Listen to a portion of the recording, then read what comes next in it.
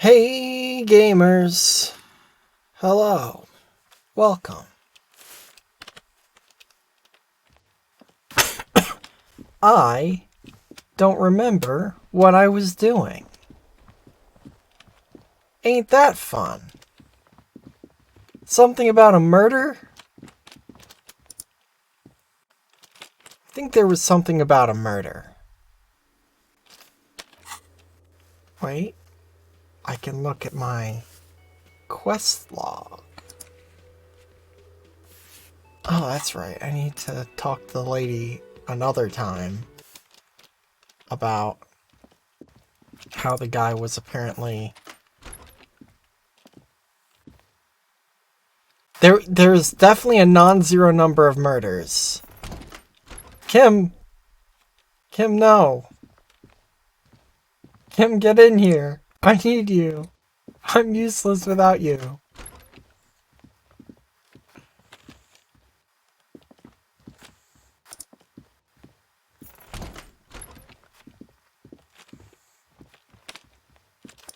I need to confront the lady about how he was not hanged to death, but instead shot in the face, apparently. Hello, ma'am. It's always good to see you. She cracks a weary smile, leaning back against the railing. Something in her demeanor has changed.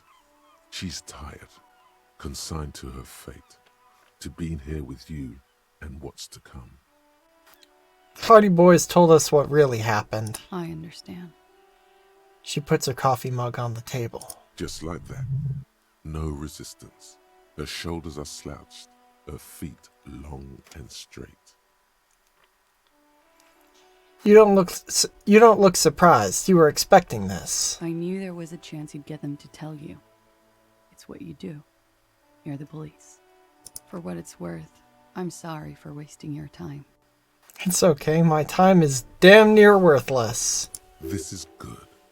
Clear the air first, between you two. Then move on to questions. Is it? Something is off here. Shush, I can't hear what she's saying. If you knew we would find out eventually, why did you waste our time? Because of the Hardys. I couldn't just dispense with them. They were only trying to help me. Out of the shit I'd gotten into. That's not a good enough reason. You're right. There's more. More? You answer to the coalition government, and by extension, the moral intern. She reaches for a new cigarette. Briefly glancing over her shoulder to the sea, as she's done time and time again.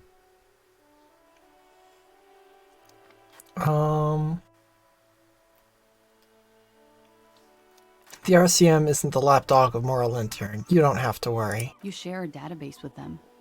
You send people to their courts. She lights the cigarette. What's going on? What did you do? Her cigarette lights nested cigarettes. It's cigarettes all the way down. Just business. But bad business for some people in the moral intern. If I show up in your records, officer, they will find me. They will... What happens if they do? They will kill me, sir. If you file my name, take me in for questioning, enter me into the moral intern mill. Well, damn. Okay.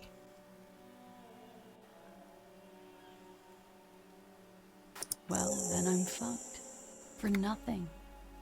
This murder didn't have anything to do with me.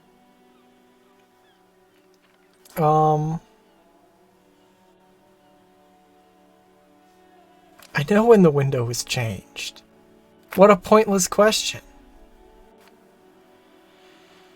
What did you do to have these people after you? It's not nice, but it's not illegal. Not here in Revachol, or even in Oranje. Then what the fuck? What exactly did you do? Industrial espionage. I joined a Hmm. business collective with the intention of betraying them. I did my job well enough to be asked to do it again. With a bigger company. The kind you really, really don't fuck with. I took their ledgers, 2 decades worth of accounting. Well, damn. Yeah, that'll turn some heads. I need the names of the companies involved and who hired you. The job was Lou's doing County Savings Bank. They sound small, but they're part of the Lou Scott conglomerate. That was the second job. The first was some printer company. You wouldn't know them. Maybe I would. I love printers. As to who hired me for the job, I don't know. But they're after me too. Along with Lou Scott and their friend AMI. Crack, crack, crack. Once you're done in the competitive intelligence circuit, you don't have allies. You're radioactive.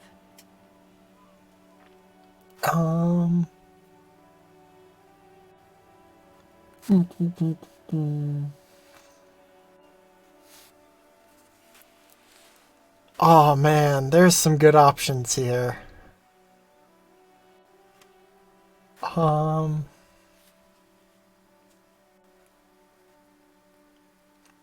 Shit.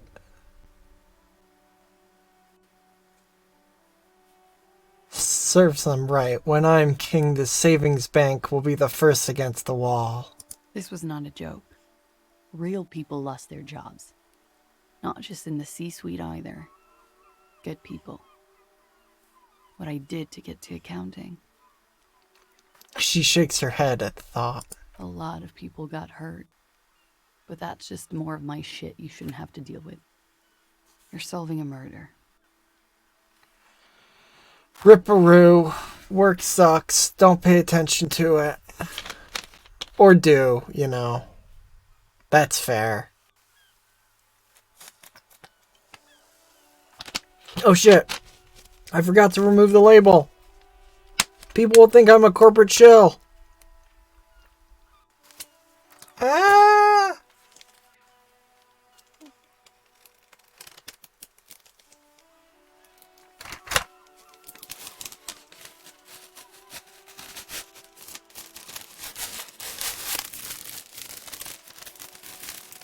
There we go. Nondescript pink liquid. You'd never know what it is. What happened here the night he died? We were there. Together. In bed, I mean. Tell me exactly what happened. Okay. He was in a kneeling position. Oh, this He had is gonna just get entered me. explicit. I was on my back, looking at him. I heard the window behind me shatter, and I turned to look. There was a hole in the glass. I turned back to him. His eyes were looking through me, and his mouth was open. Dumb. I could see. I could... Her chest rises and falls with each word. She keeps herself together and says it. I knew he was dead. Before he fell down on top of me.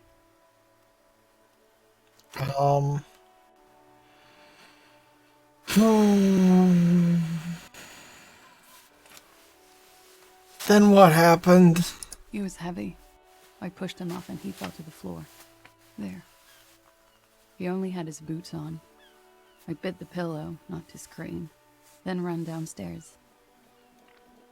There's a long pause. She just stands there, her arms at her sides. I waited for the second shot to come. For me. I thought there would be one. It never came. She's forgotten about her cigarette. The butt has burned right down to her fingernails. That's a motherfucker. I'm sorry this happened to you. So am I. She looks down. Her cigarette has singed her fingers. She throws it away and immediately proceeds to light another one. Damn, ma'am. That's a dangerous hobby. What time was this? When did it happen? It would help us if you could be as precise as possible. 11:30 to 12:15. I don't know the exact time. Around midnight. It's okay. Were you inebriated? Not as much as usual. He'd done a line. Plus Wait, it's not things. snowing anymore. I was Or at least drinking. not as much. Wait. Titus said she was gurning her jaw off. much more than usual.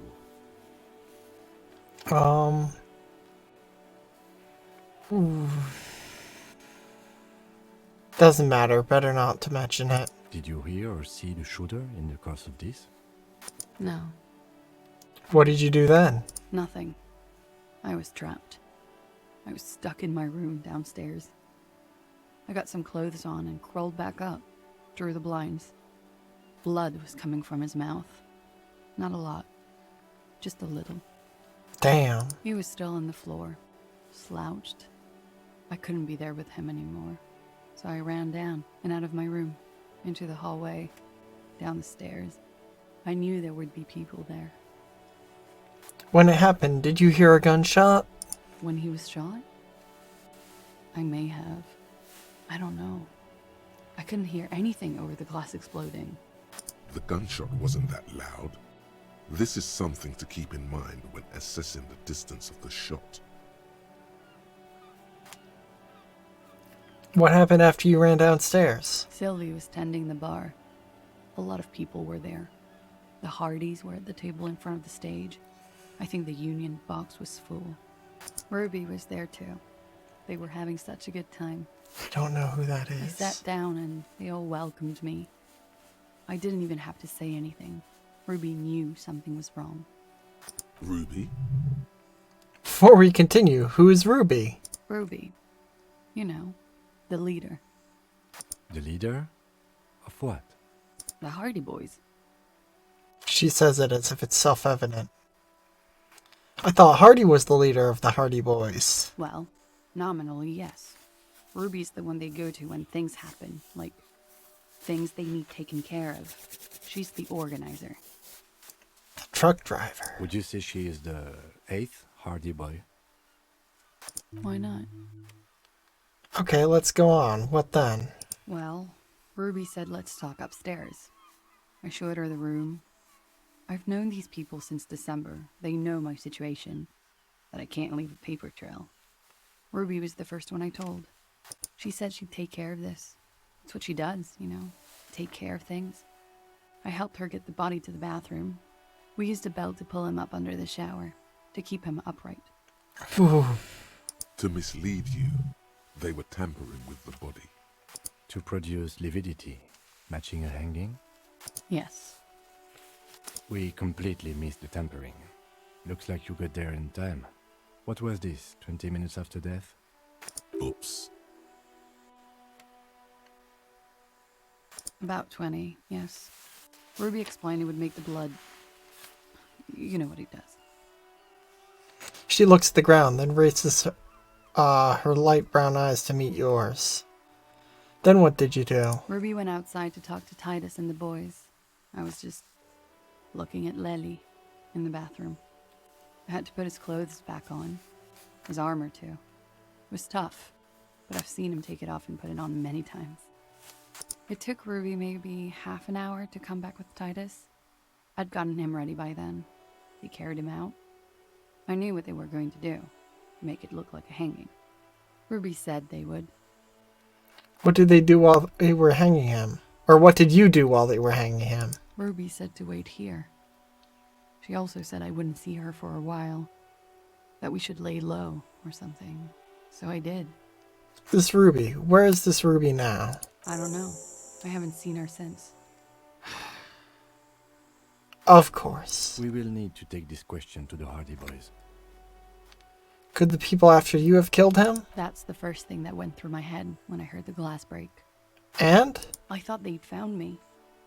They've killed him to punish me. All last week, I've tried not to talk to anyone or be seen with anyone, She looks at her cigarette. so they wouldn't be hurt. I've come to understand, however, this is paranoia. What happened didn't have anything to do with me. Either way, something to consider. We can't go after loose cap. Not yet. There are other, saner leads. I don't ask you to, Lieutenant. If there's one thing I know, it's that you'll get nothing from there. Why did you call the cops if you're hiding? Because I'm an idiot. The answer comes fast. Which is an indicator of truth. I don't think so. Why did you do it?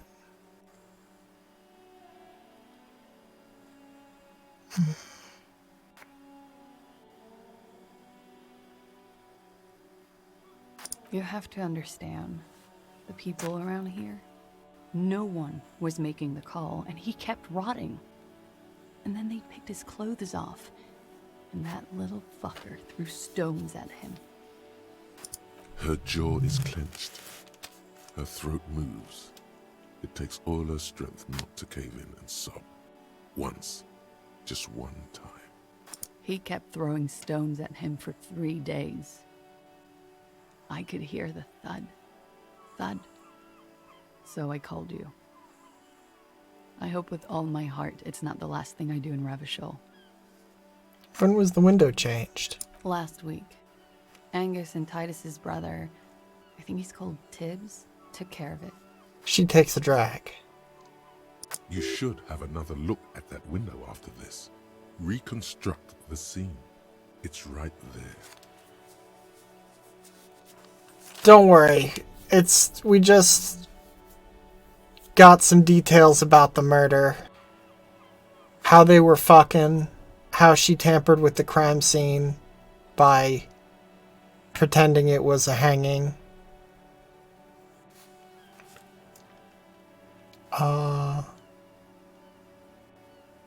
In her bedroom? Inside? Yes, you see the glass sparkling out of the corner of your eye. I think we're done here for now. She nods, silently. She doesn't even smoke. Just picks up the cold coffee and holds it in her hands. The lieutenant glances at you, then at the door. He's thinking, are we done here? Or maybe you should take her to the station for safekeeping. She lied to you, and she's a flight risk.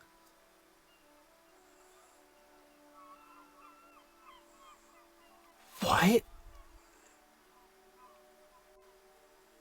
I don't even know what this check is.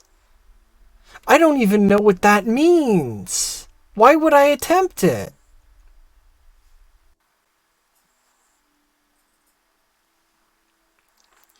Let's return to this later.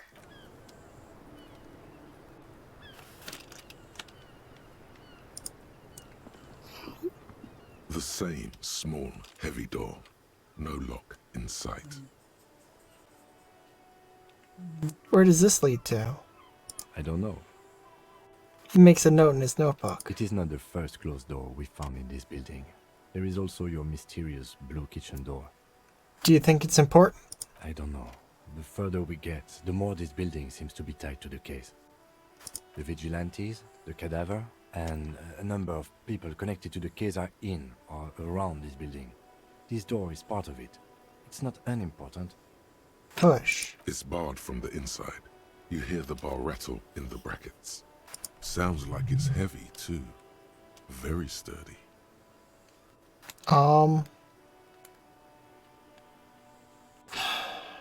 3% chance, huh?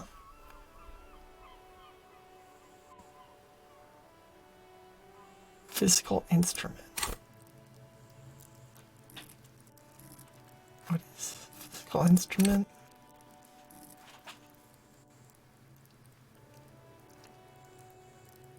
Sure. That didn't even change it?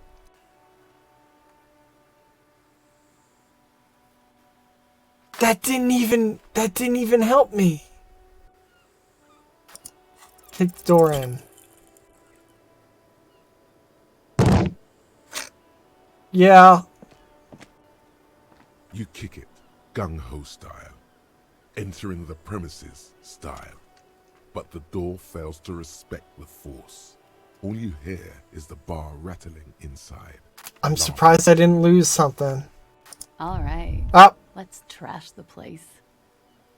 Let's not. Leave. There we go, yeah.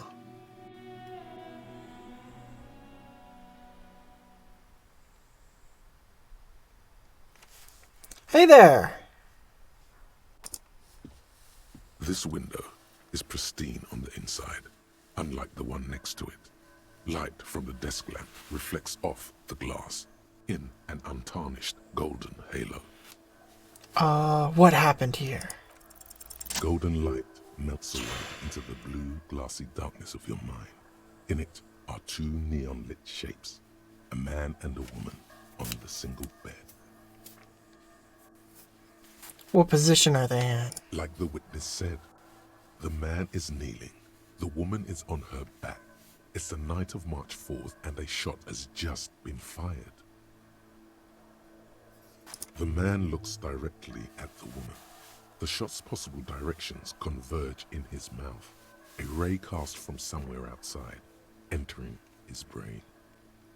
Where does it come from? From the roof outside, location A prime. The glass fractures around the bullet hole, shards face inwards like a corona behind the woman's back.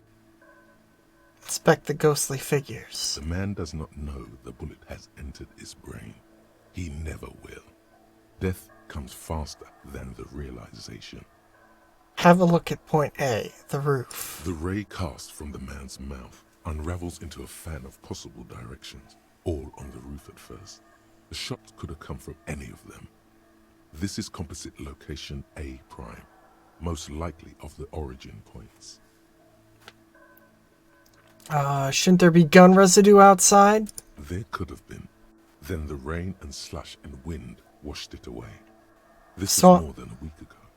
So I'm what, 80% sure the roof is where the shot was made from? 72%, with a weapon that's good for medium range, like a rifle or sports pistol.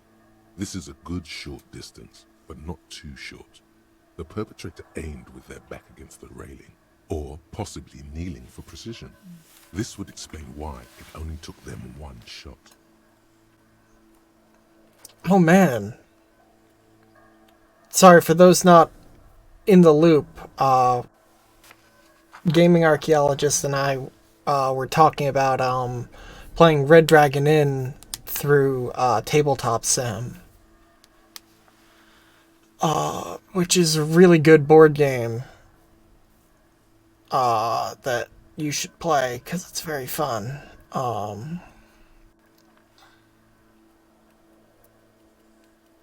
3 mods. I didn't know you could stack mods like that. Granted, I haven't really played around with Tabletop Sim that much.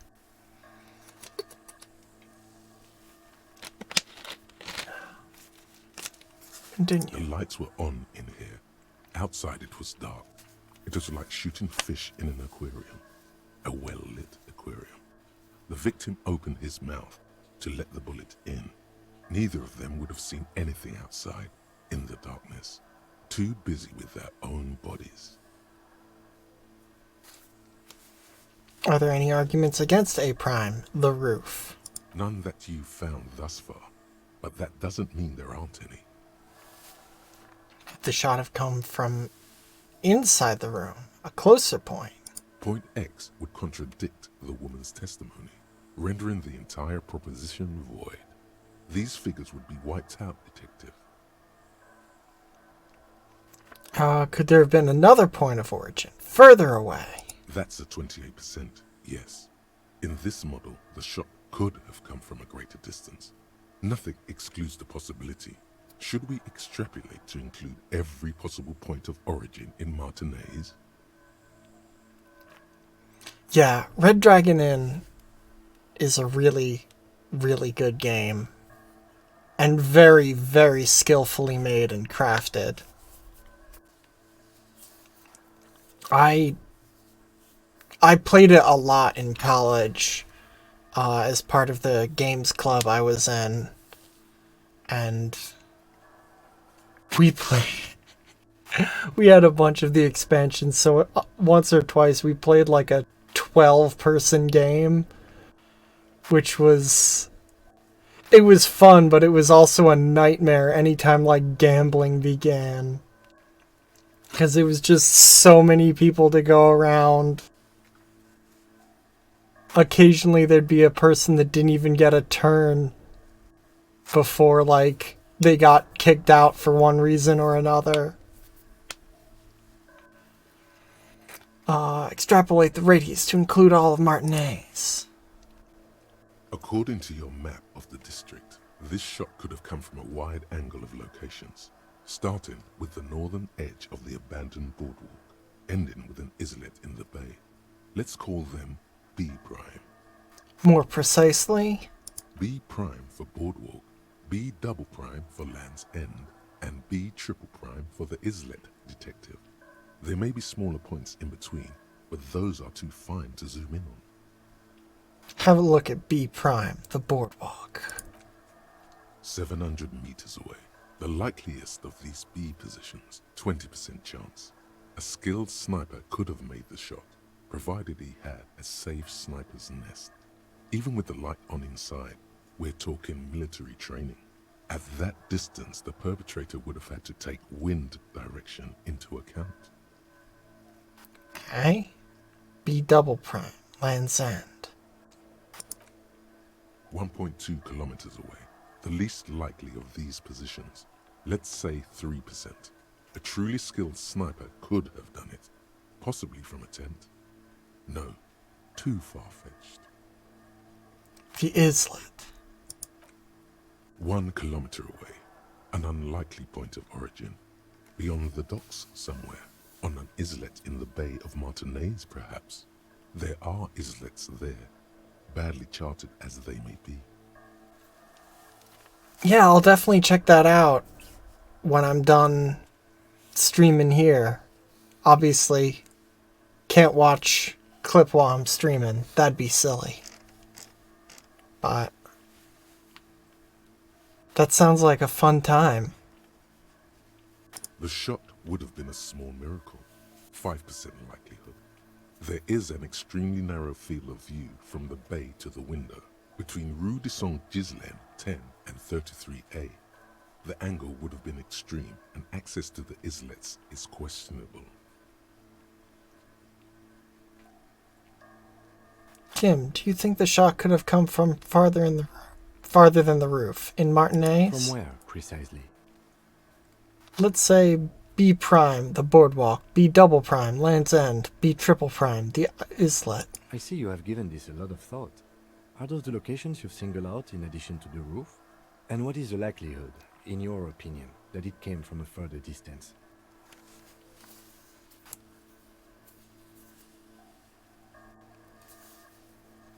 Alright, well thank you for the lurk. Lurker's always welcome.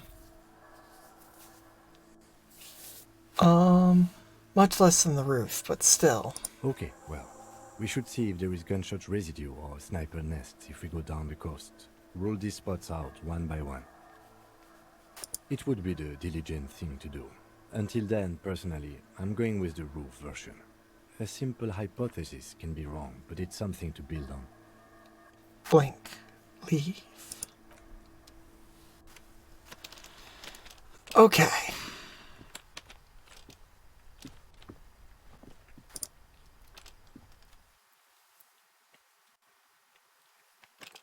Yeah, I don't know what I'm doing early and what I'm doing late here. I'm just doing... At any given point, I feel like I'm doing the only thing that there is to do. So... I don't fucking know.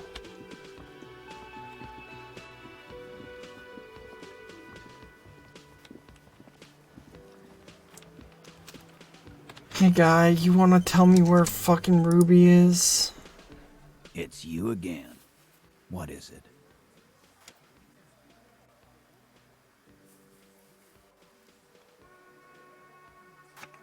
Okay, I talked to Classier. Now I need to talk to Ruby. Why? He leans back and regards you with curiosity.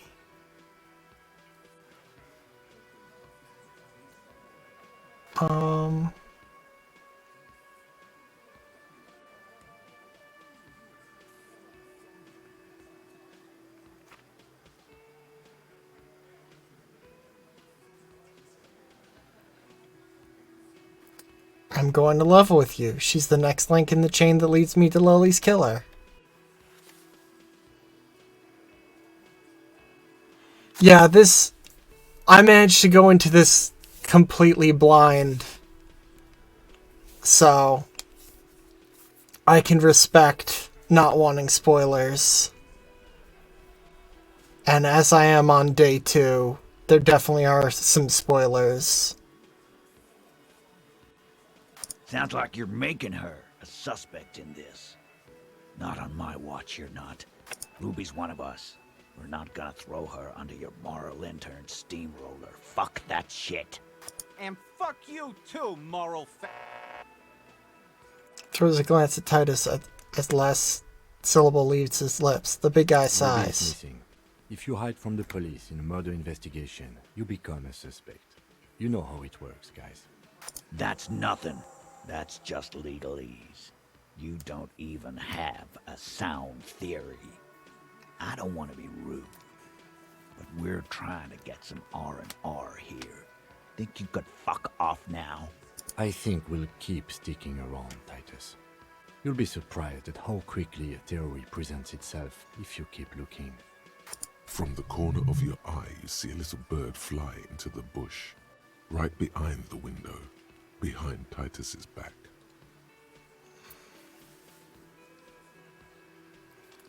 Okay. I don't think Ruby Dunn did it, is the thing. That's not what I meant to say. I didn't mean to imply that I thought Ruby did it. Just that she was the next link in the chain to finding out what happened. No, dude, it's totally A-okay.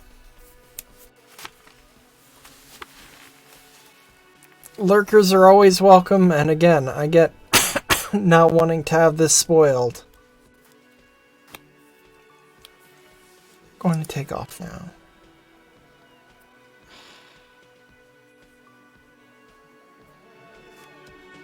Can I redo that? What is it? Yeah.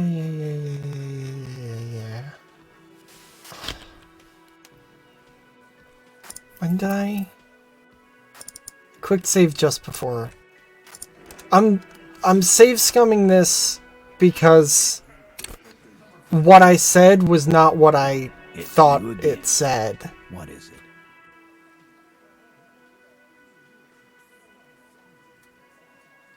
Why? I need to talk to Ruby.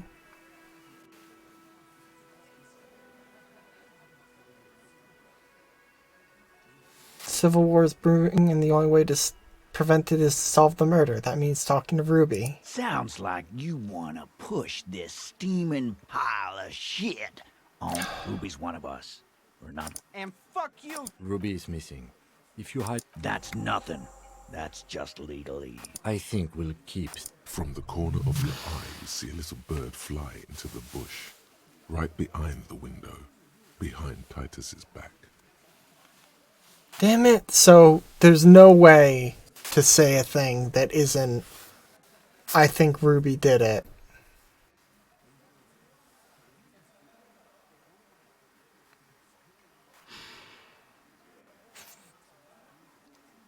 No, I'm not going to do that. That's a stupid thing that I don't think.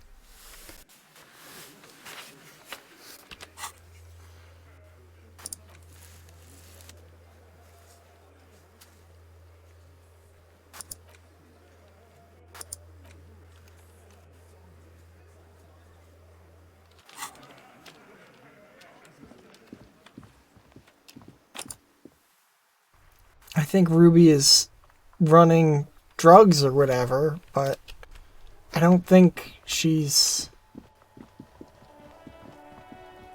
fucking the murderer.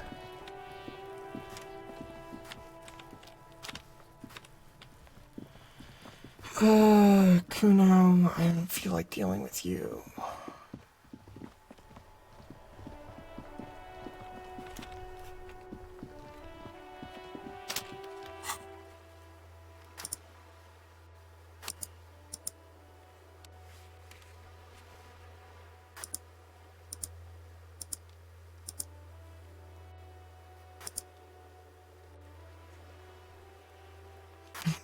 Lori?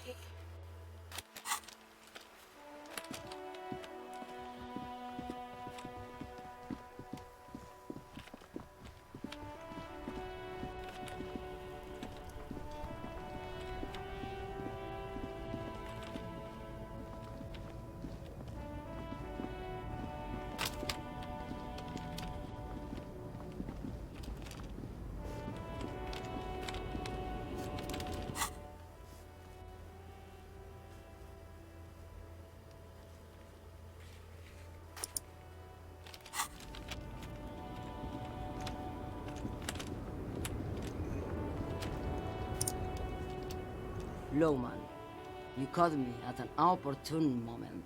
This awful weather keeps me awake. You can entertain me with your questions. Nope. Can't ask you about shit.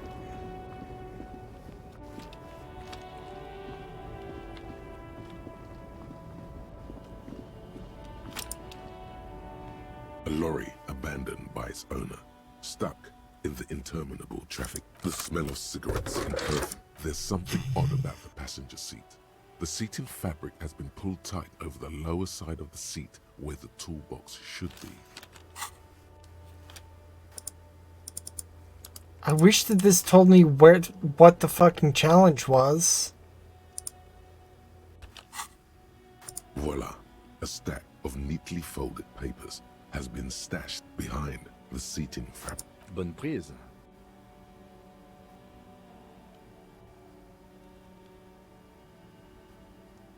Best not to disturb the scene. I'll have forensics go over the lorry and pick these up later. The stack of maps looks just like before, barely noticeable. The movie stars look silently by, and the pull-out toolbox has a rubber handle, worn from years of use. A metallic drawer slides out from the pull-out toolbox, slides back into its nest. Looks like Strange. They're so... it has to be an advanced model to fit so many frequencies next to each other. The ghostly actresses and the rusty toolbox. These, one of them. There's definitely perfume. The actresses enclose the...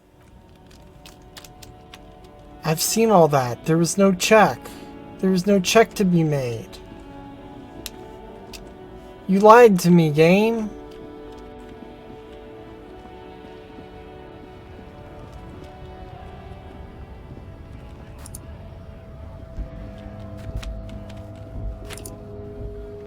A lorry stuck in the traffic jam. This big, heavy, Grad-made machine.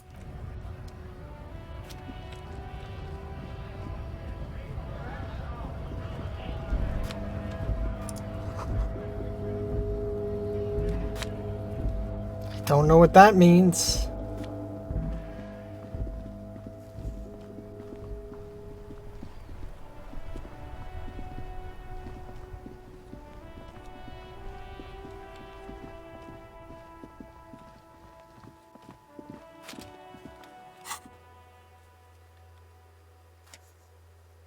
So where are my potential shooter locations?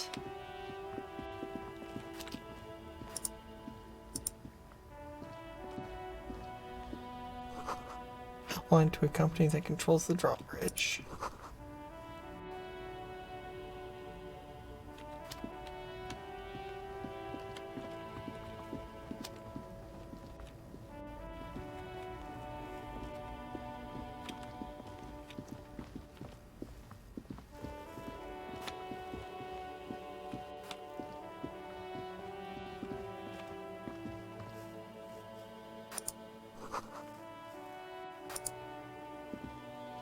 A crumpled billboard reading, Samaran butter soaks in the canal. Two ugly lines mar the bright countenance of the blonde boy depicted. The sign billboard has fallen on the waterlock, keeping it open, and thus out of order. What is Samaran butter? Whatever it is, the boy on the billboard seems very happy about it. To reconstruct what happened here. Judging by the size of the impact and the parallel lines of burnt rubber, the cause was probably a motor vehicle. These look like the same tire tracks I saw earlier, in front of the whirling rags. Look at the crater. Side slip marks indicated that the vehicle was traveling up the crater at 35 kilometers an hour. Look at the roof of the shack. The black marks on the roof indicate that the vehicle vaulted from the crater to the roof of the shack. Sloping metal roof panel. The panel served as a takeoff ramp. Look at the broken posts. The vehicle soared through the air, hitting the billboard and upsetting the posts. Then it continued its flight, taking the billboard with it. Look at the sign. The sign broke the vehicle's fall into the canal. The Samaran Butter billboard still looks freshly painted, suggesting it took the plunge recently. How recently? Within the past 72 hours. Look at the opposite bank. Still speeding, the vehicle made a loop and vanished into the fog along the coast. What was the model of this phantom vehicle? There are two good candidates, the Caprice 40 and the Linear G22. Why the Caprice 40?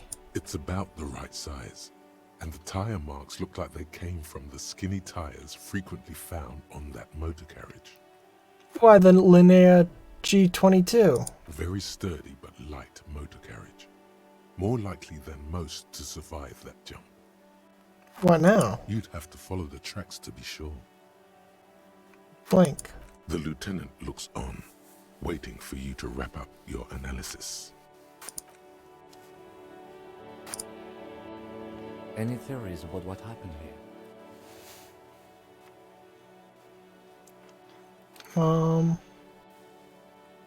Looks like someone was in a real hurry. What kind of car do you think it was? Ooh, can't I say either? I think it was a Linear G22. That's quite likely, from what I can tell.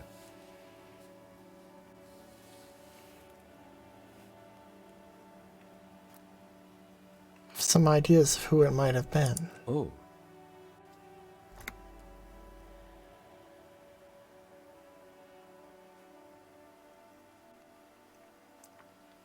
Or someone dangerous. Perhaps this is somehow connected to the murder? The traffic hooliganism? I hope not. Fortunately, we are not traffic cops. Should we get back to the murder? Let's move on. We've learned all we can here.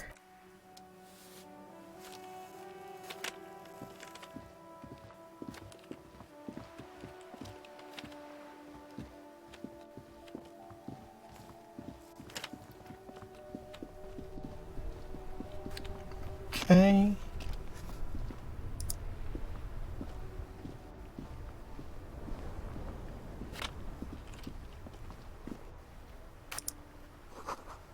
Tire tracks leading onto the roof. Rain slush has almost washed them off.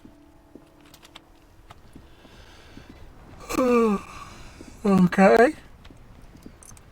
So that was unhelpful.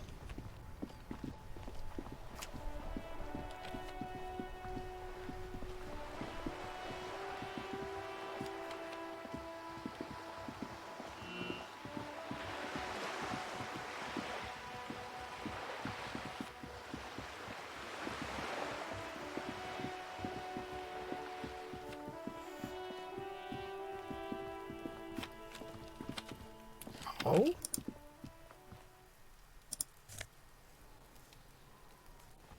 Okay.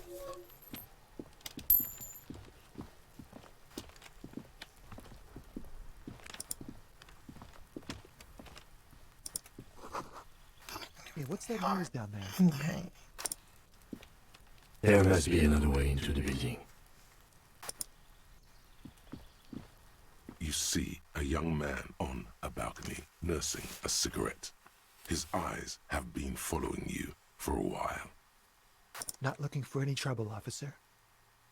He says in a quiet voice, despite the cold, his shirt hangs unbuttoned on his frame.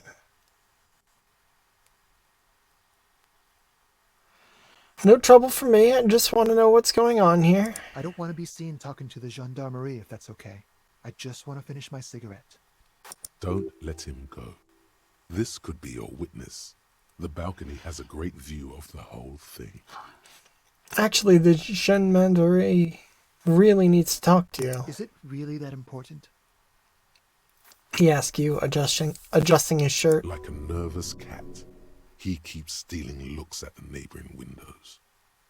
All right, but make it quick. Once I finish this cigarette, I have to run.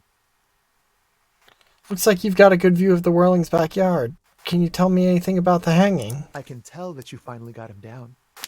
Thank you. It was quite a disturbing sight, even by Martinet's standards. What were you doing last Sunday? Oh. You already asked me that, didn't you? Did you? No, not you two. Some more muscular type. And when did you speak to this more muscular gentleman? The lieutenant takes out his little blue notebook and writes something down. Last week? I don't know. Look. He looks around the courtyard again. Snow blankets the old patio chairs and the dead houseplants.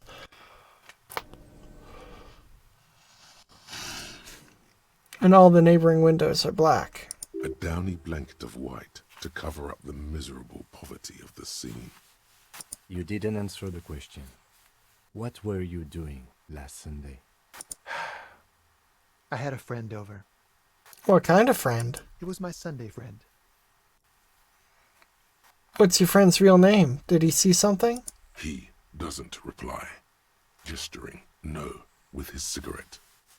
Under the grey sky, snow continues to pile on the neighboring windowsills. Can you tell me your name? My name? My name is Martin Martinez.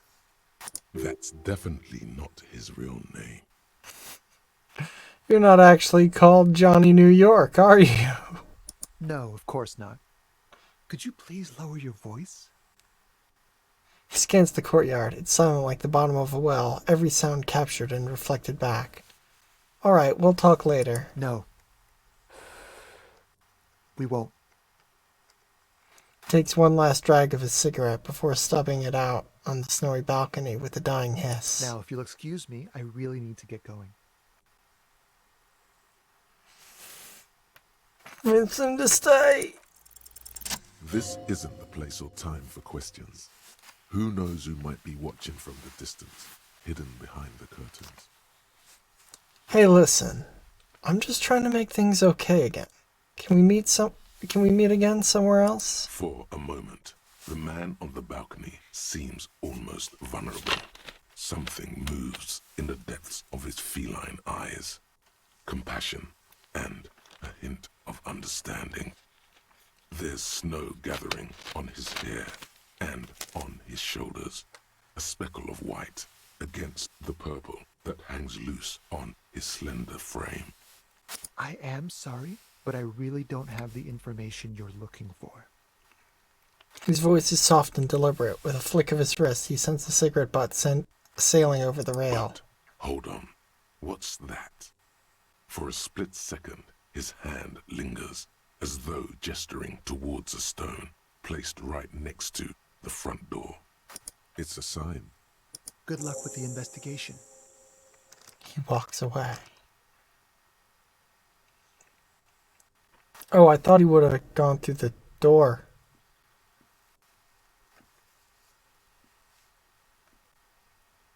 He's gone. The lieutenant puts away his notebook and turns to you. We should run after him and see where he went. No point in running. Tenements like these often have multiple exits. If he doesn't want to talk to us, then he'll know how to hide himself. You're right, probably didn't have anything important to say anyway. He could be a witness. Him or his Sunday friend. Either way, we need to look into that muscular type who's asking about our case. He did leave us a sign. Did you see that? He wanted to draw our attention to that stone right over there. Lieutenant nods towards a small rock on a soggy patch of grass. If we find a way inside the building, we can ask around for his apartment. Great, let's do that. A stone, like any other, lying in a whirl of sleet and mud. Maybe there's something under it. Turn it over. There's a key beneath it, rusty from the dirt. Hell yeah. This must be for the front door. Pity it doesn't have the apartment number on it. This building has many apartments, and the man can be in any of them. How are we going to find the right one? We'll just have to go in and see. Stand back. Alright. Fiction notices and missing pets are plastered on top of each other.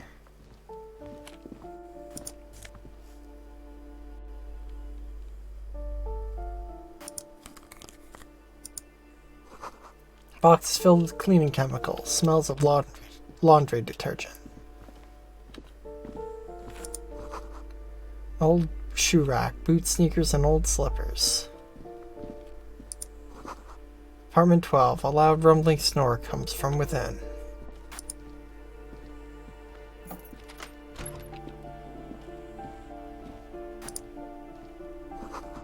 Moss crawls on the bathroom tiles. Actual moss. The shower curtains are covered in some sort of slime. Yuck. Yuck and gross. Icky. And bad.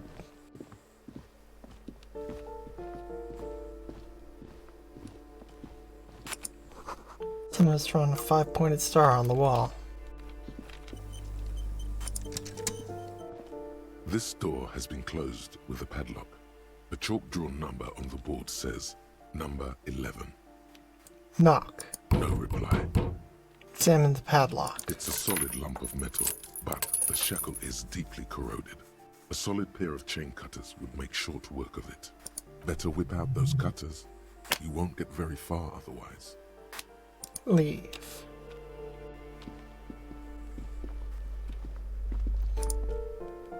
You hear someone walking around inside, rearranging the furniture. The number on the panel says 10. Knock. The walking stops abruptly, but no one comes to the door. You can feel tension on the other side. Sounded like a woman. A woman's shoes. Knock again. A poor communard, from the looks of it. The room is barely bigger than a closet. That's not at all what was said. This time the steps come closer. Who is it? Demands a female voice, wary and tense. This is the police. Open up. Do I have to open the door?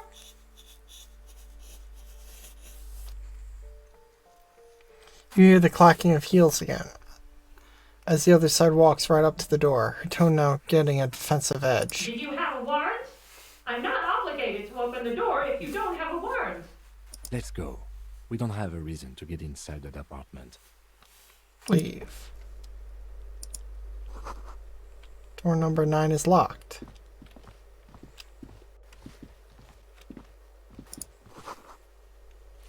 Apartment 8. Their mailbox is overflowing. Give me a moment. Elderly woman is leaning on her broom, her knuckles white as bone. She seems to have difficulty breathing. The cold never does any good for my bronchitis. She sneezes into a dirty handkerchief. Are you alright? Should I call a doctor? I'm fine. Fine. Don't you worry about me. She starts coughing, red spots appearing on her cheeks. You're still worried. It's very worrying. Now, what do you want from me, policeman? Looking for a young male in his mid-20s, dark hair, skinny build, a smoker on the balcony. Yes. I know who you mean. The scrawny boy who's always smoking like the devil, right? Somewhere in the building, a child starts crying. You hear a radio tuned to a talk show and someone taking a shower. What's he in trouble for? No trouble. I just want to talk to him. Do you know where he lives? Talk? The cleaning lady starts laughing, but it turns into a violent coughing spasm. She squeezes her broom, trying to catch her breath. What was so funny about that? He lives upstairs in room 28. Go to the balcony. It's one of those doors there. He's usually home in the evening. Thank you. We should go check out his apartment on the balcony. See if he's home. Who are you? I'm no one. Just an old woman who cleans these hallways. Do you live here? If you could call it living. I have a little room upstairs right next to the coal room. It's barely bigger than a closet. But I don't complain, no. I have my bed and my aching bones to keep me company. And that's all I need from this world. She hasn't spoken to anyone for a while. Even her sentences feel rusty. I have a few questions about those apartments. Ask away, policeman. Is one of the residents on vacation? Their mailbox is overflowing. People come and go. I don't keep an eye on everyone. Who lives behind the padlocked door? Oh, that one is a scientist, a future scholar. Suddenly, the old lady's face is beaming. I think he studies astrology at the community college. Education's good. I always tell them to study. Astrology? Something to do with all those stars around his door. He asked me to leave his drawings up on the wall. Are you sure you don't mean astronomy? That's what I said. Astrology. The lieutenant shakes his head, as though to say, let it go. Come on, people. Try to keep up any standards here. It's not about stars. It's... forget it. Who lives in apartment number 10? No one lives there. It's been empty for months. I talked to someone through the door. Impossible. I would know if someone had moved in there. She pauses, eyeing the hallway. Maybe it's those countercultural people again. Breaking into a house like it's a public space. You're a policeman. Be good and take a look, will you? Sure, I'll go see what I can find. Great. Young people. They're worse than rats. You know, always littering the hallways with trinkets and empty beer cans. That's all, thanks. She mumbles some kind of a response, then hacks something into her handkerchief. Thanks, I'm off.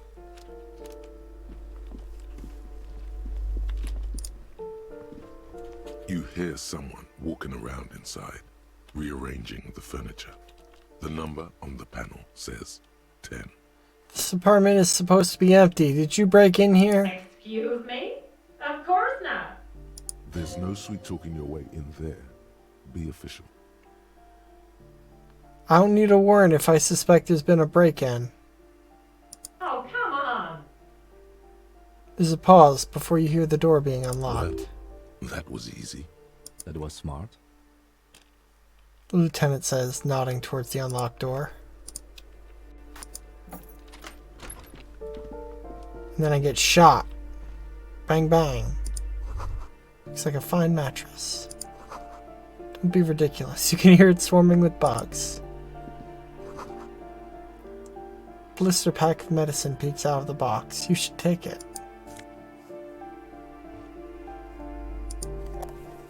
Yoink. Satisfied? My name is Marielle Charpentier, and I'm an agent with Martinez Realty Associates. I am not breaking in, as I have every right to be here. The keys, see? She jingles a set of keys in her hand. Boy, there are a lot of different keys there. More than 20 at least. Her voice is really cheerful, despite her obviously hating you. Do you want to see my ID as well? You can't legally ask for it, but why not? Want to see my residence permit too? She fumbles through her purse, fishing out a light paper-clad passport. I don't need your ID, I just need to ask some questions. Very well, but please make it quick. I need to be back in La Delta in an hour. What are you doing here? I need to get it ready for the next lease, but as you can see, the previous tenant completely trashed the place. Reprehensible. Who lived here? It was some kind of a moribund old man who used to be a business owner. You'd think they'd make rent. She stops hesitating. A sudden serious look crosses her face. This story didn't have a happy ending. But that was months ago. Anyway, was there anything you wanted, or is that it? I'm in a hurry. I glimpsed a foreclosed apartment down the hallway. Oh, that's another huge mess. The former tenant owes us 3 months of rent. 3.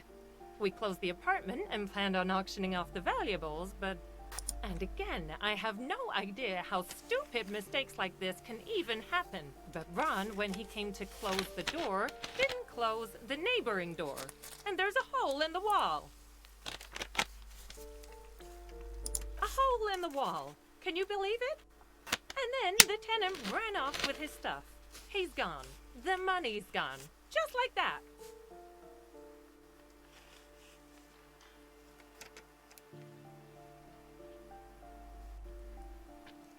So wait, what happened with the wall? Don't ask me what happened with the wall. I have no idea how we're going to find the time or resources to fix it.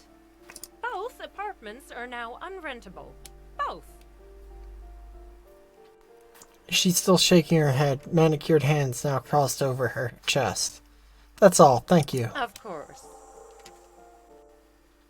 She replies to you with a smile, but her eyes remain glazed over. She's been waiting for you to leave. Good talk.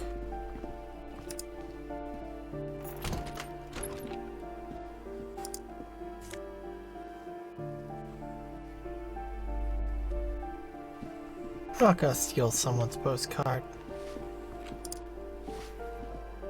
Give me a moment.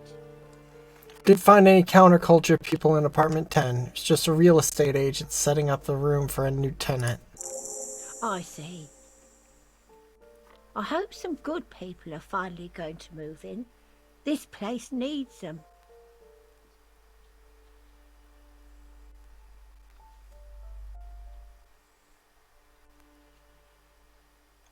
I'm sure everything will be fine. This apartment needs slow change. Imperceptibly slow. Yes. Well. I hope they're good people. Your statements are too vague to comment on. Thanks, I'm off.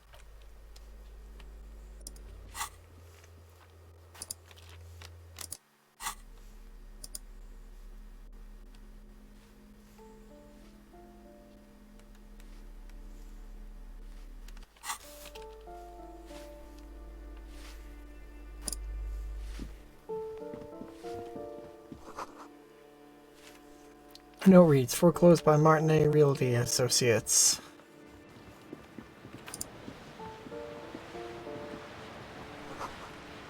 Sea below looks cold and winter gray.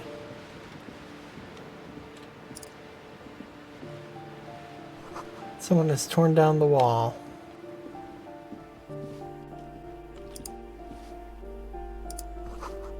An old grocery list on the table, and checks.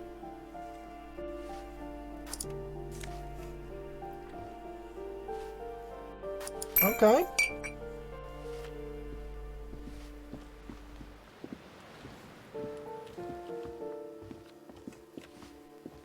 Balcony.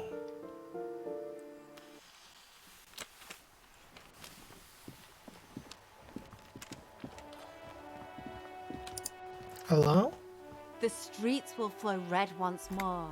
A great torrent rushing down Rue de Esperance. You wait and see. The girl stares at the sailboat by the pier. The streets will not flow red with anything. Who are you? I'm Cindy the fucking Skull. What else do you want to know? Date of birth, blood type, the last time I was tested for Hep C.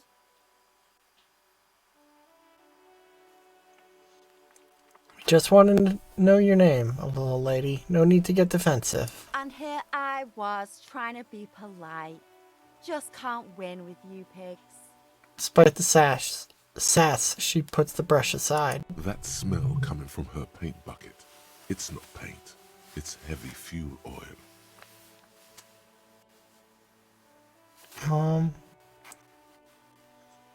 Keep looking off the side. What are you looking The at? lieutenant is desperately searching for another handkerchief.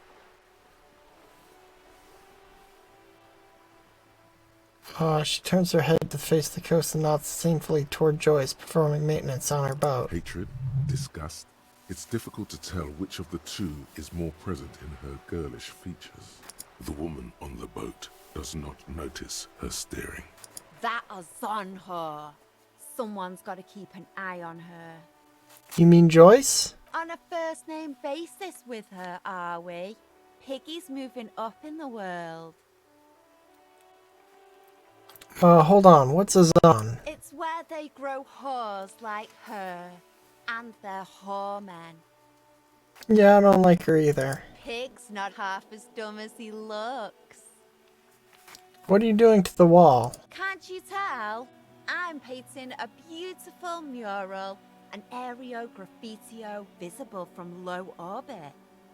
I haven't really started it yet. I'm waiting for the right words.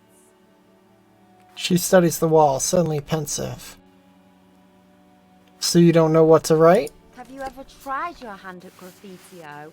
When faced with a blank wall, most people write unimaginative stuff, like pigs go home and Mona was here. We rarely see pigs round here, though. Just union cats. And my name's not Mona, so... She wants it to be something true and total. Why are you so committed to defacing the building? This place is severely lacking in havoc. Not even the occasional trash can fire to break up the tedium. I thought I'd mix it up, you know, summon the forces of crime and social chaos with a wall-sized invitation. I have an opinion on this. Want to hear it? Yeah?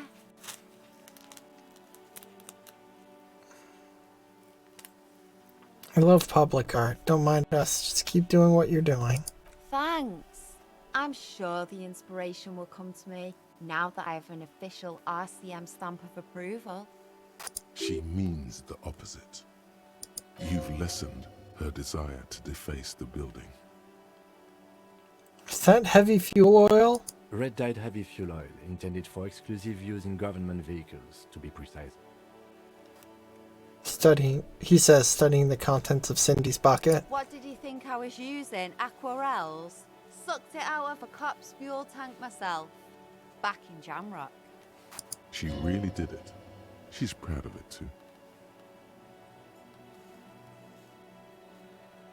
Fumes are bad for you, okay? Something to think about next time you're driving around in your pretty little piggy carriage.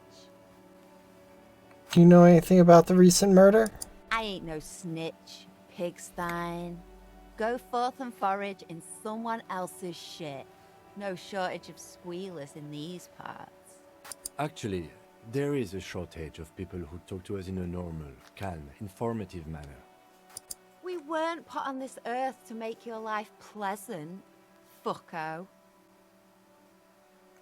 So maybe you won't talk about the murder, but maybe you can tell us about the murder's victim's missing armor? What do I care about some fucking tin eggshells? Isn't armor art? Art for the, body? Ugh, alright. Sad piggy. I'll give you this one. I saw a little girl in the fishing village running around with military-grade handwear. Look cute as hell. If you haven't been there, the village is a shithole down the coast from the main plaza. Have a good time! And there's a little girl wearing the gloves there. No. That's all the snitching Cindy the Skull does for today. Actually, I don't even know why I told you what I just told you. I have a weakness for animals. It's the animal thing again. Damn it.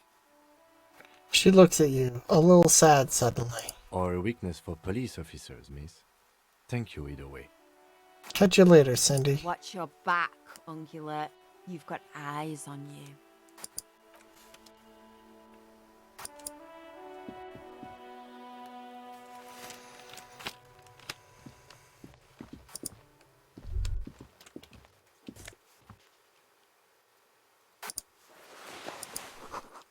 Hundred tiny feet scurry beneath the grate, the rats of the city.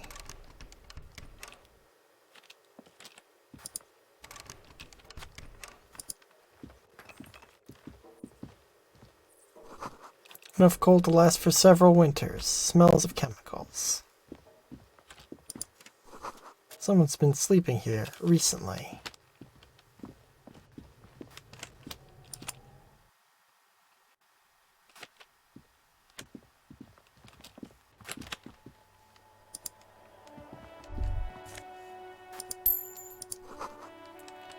Above, tarps flap in the wind, forgotten hammers and nails rust.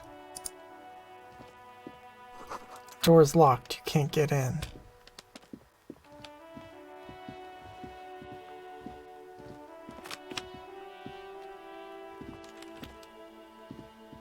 Well then, how do I get to where... What's this fuck?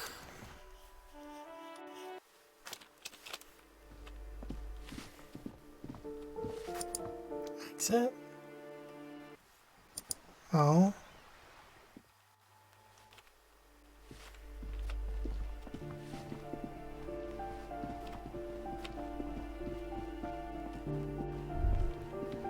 That isn't just a five-pointed star. It's an inverted white pentagram cradled in a wreath of antlers. The iconography of communism, in other words. Inspect the symbol closer. The star and antlers was developed in the 6th decade of the last century and quickly adopted by Mazov and the communards during the revolution. Even today, half a century after, the star and antlers retains the ability to evoke hope, disappointment, and fear in equal measure. Why is the star upside down? To symbolize the toppling of the old order.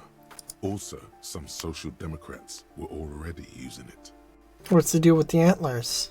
The wreath of antlers represents a natural crown. It was about building a society that could exist in accord with the natural world, and at the same time above it. Why white? Because white is the color of peace. What does it evoke in me? Gone is the glory of hope. Only the scribblings of impoverished students remain in dirty hallways. You are the big communism builder now. It's you or no one. Uh-huh. Oh, I do have jingles. This door has been closed with a padlock. A chalk-drawn number on the board says, "Number no reply."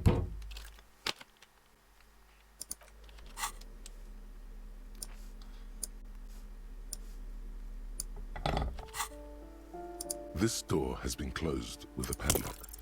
The shackle snaps like a twig, and the lock falls to the floor with a little thud. It should be possible to enter now. After you, detective.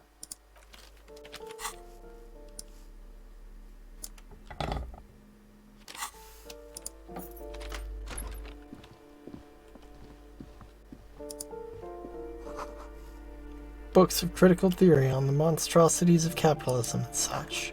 Pictures of revolutionaries posing with guns. Flamboyant poster of a white star, real lithography. A plaster cast bust depicts a middle-aged man with impressive sideburns. The name on the plinth reads, Kraz Mazov. Honestly, he does kind of look like you after all.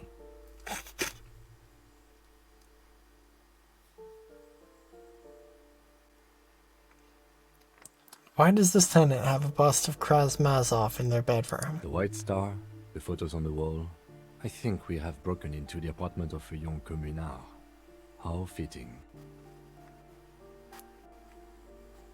Kim, you have to admit this Kraz Mazov bears a striking resemblance to me. Hold on a second. Is this why you broke in here? To find out whether you're Kraz Mazov? I'm not saying I am Kraz Mazov. I'm just saying we look alike. Sure you are. Just humor me for a moment. Don't you see the resemblance? Well, you both do seem to share an affinity for sideburns. But it seems like old Kraz here didn't drink nearly as much as you.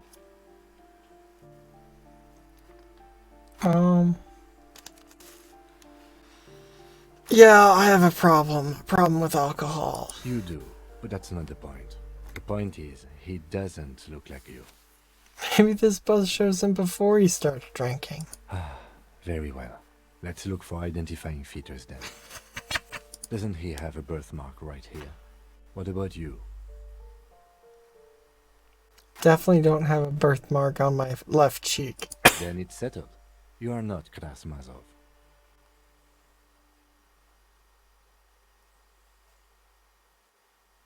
You're right, I'm really It's not. decided. You are not the most famous philosopher of the modern period. The lieutenant nods, turning away to inspect the photo on the other wall. Leave.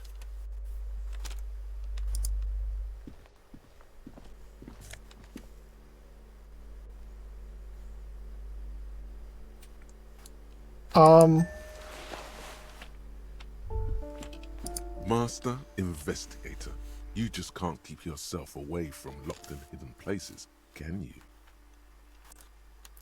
It's my duty as a cop to investigate every square inch of this world. Attaboy, the world's secrets were made for you. They wait patiently for you to uncover them.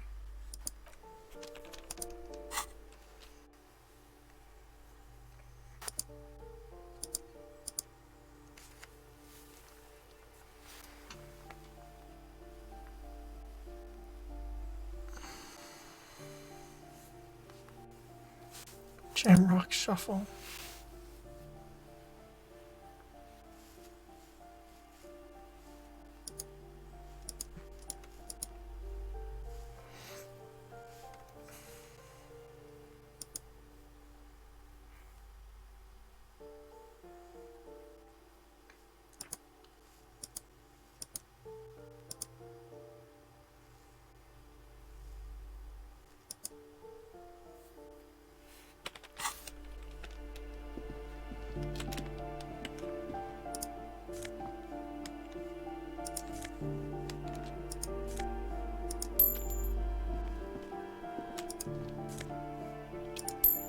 Hell yeah, $6.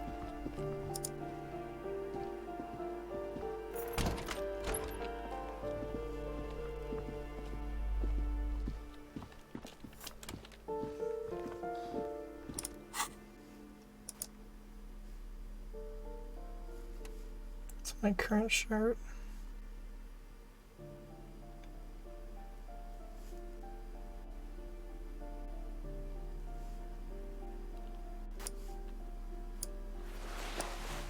Oh, hell yeah. Jeans time.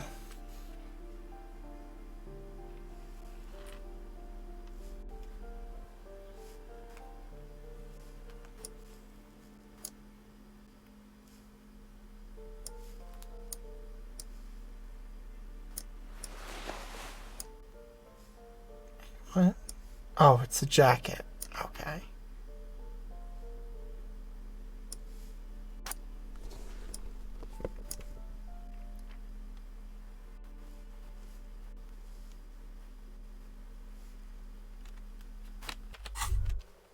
The pockets of these new jeans are perfect for sticking your hand into.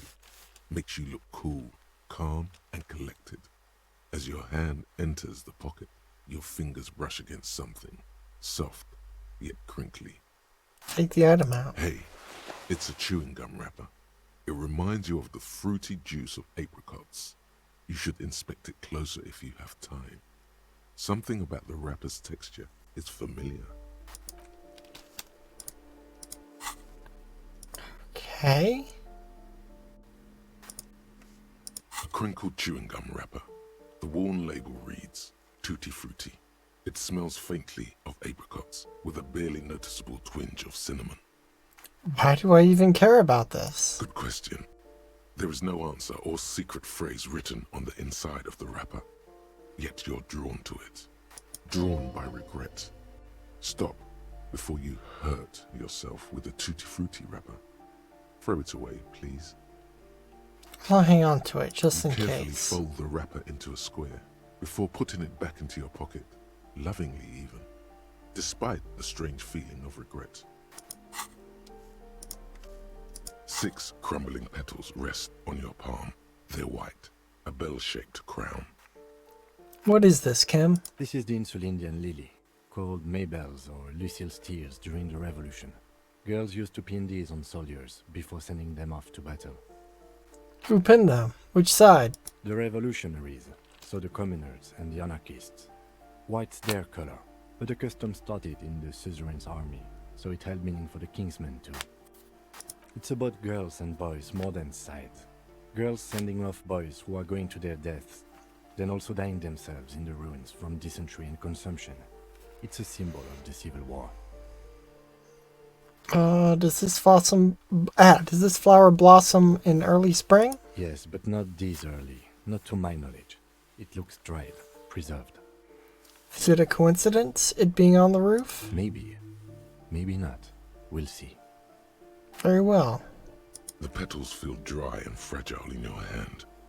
Wait, have you noticed there's a war veteran playing a ball game on the plaza? You should ask him about the flowers.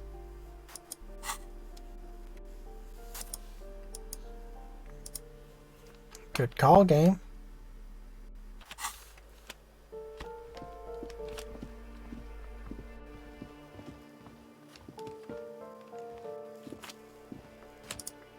Balcony.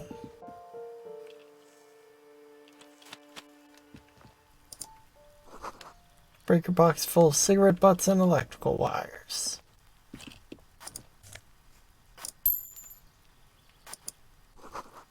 Curious shift just a little. Someone is watching from within.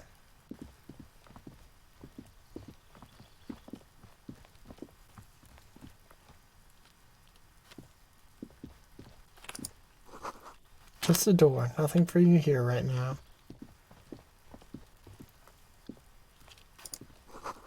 Someone's growing rosemary, thyme, and a cactus. This door is made of metal and appears to be reinforced. Someone here really values their security. Number 28. This is where the cleaning lady said the smoker on the balcony lives. Ho ho ho. Let's see if anyone's home. Knock on the door. Knock. No one answers. Looks like the young man we are looking for isn't home. I think our best chance to catch him is in the evening. He looks around, taking in the cold spring air. We should return tomorrow after we have finished with our day's work. How about 9 p.m.? Sound good? What do you mean? The smoker on the balcony. This is why we're here, right? He might know something about the murder. So tomorrow 9 p.m.? Why not today at 9 p.m.? Suddenly, he's a little worried about your memory. Sounds good. Tomorrow, 9 p.m. Tomorrow, 9 p.m., right here. Apartment number 28. Good, let's go. Damn. Turns out it's quite tricky finding someone in a big apartment building. Don't worry. You'll get him.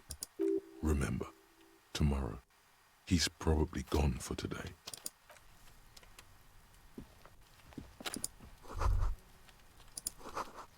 Complete silence. Whoever lives here is at home. Voices from within, singing along to a buoyant dance track.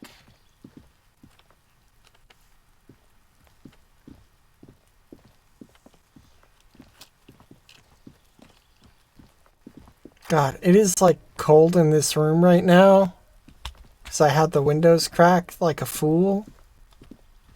And all the imagery of snow is not helping me feel warmer.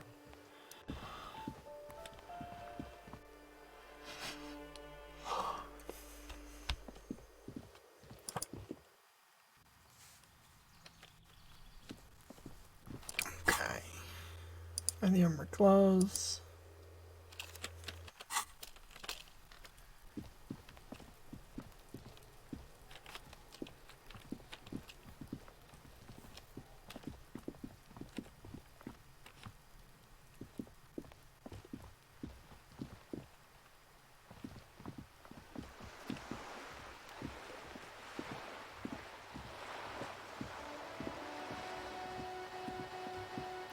Okay.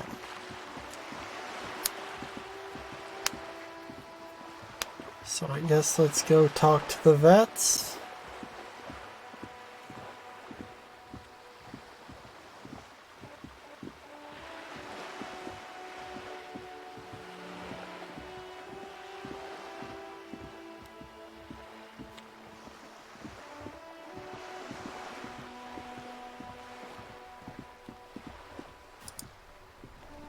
We're still waiting for a replacement for the bull you sent sinking. Do Maybells mean anything to you, Renee? I prefer the old name, Insulindian Lily. Girls brought them to young cadets when they entered service. Wearing them on your cap was supposed to bring good luck. Hold on, this is a royalist military tradition? It used to be. But the communards were fond of them too. Call them revolutionary flowers. Bells of the revolution. Did they bring you good luck? You know what? No. They brought me misery, false hope, and disappointment. The revolutionaries sullied them.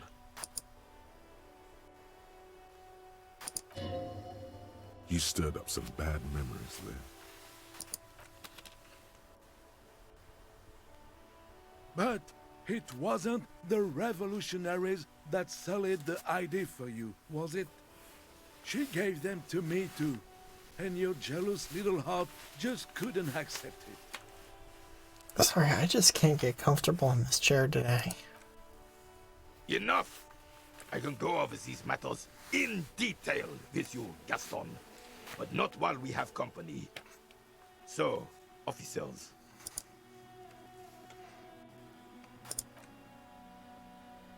Maybells don't blossom yet, do they? The lieutenant quickly asks. Maybe on some remote parts of the city they do. But I think you have to wait for at least a month. Renee, I found your guard booth. Yes, the Debardeurs Union pays me to stand vigil during the nights. Not out of any political allegiance, mind you. I'm an old man. Don't sleep more than a few hours every night anyway, and money is tight. He asked with a slight sigh. He feels like he has to justify himself for some reason. You must have seen something on the night of the murder. Your booth looks right into the yard. Yes, it does. Unfortunately, I wasn't working that night. Been on a 2-week leave since last Monday. Hold on, why are you on leave? It's a private matter. Nothing to do with your investigation.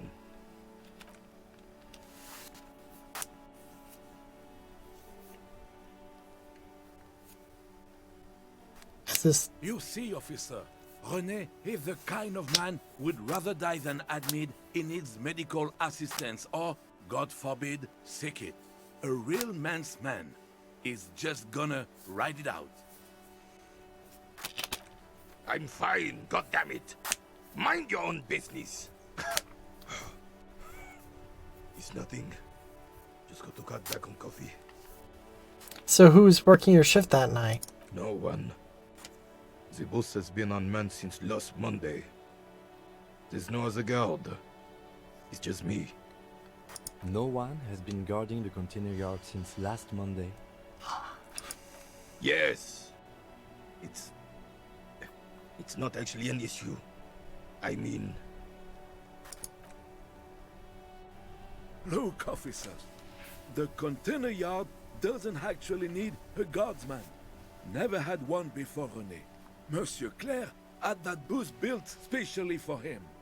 It's mostly decorative. Mostly decorative.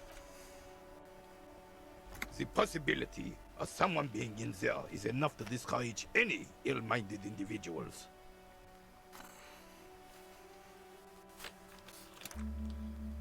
Evrard created this job for René because he knows the Royal Carabiniers' pension of honor and PTSD isn't something a man can live off. A decorated Kingsman collecting tear reflects bad on the whole neighborhood. His words.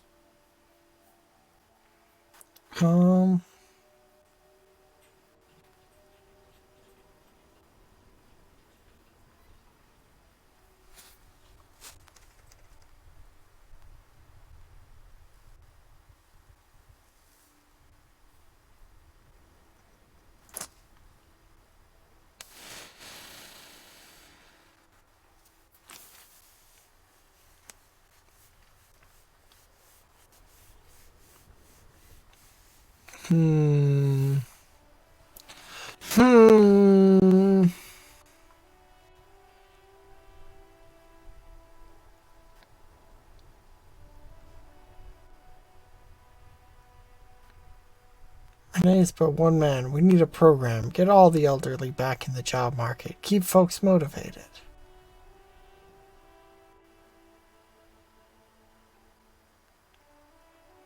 Look, officer, can we conclude the topic of my guard boost now? Got it. Thanks. Yes. Like I said, it would be up anyway, so might as well keep an eye out. It keeps my senses sharp. Saw a statue of Philippe III near the roundabout.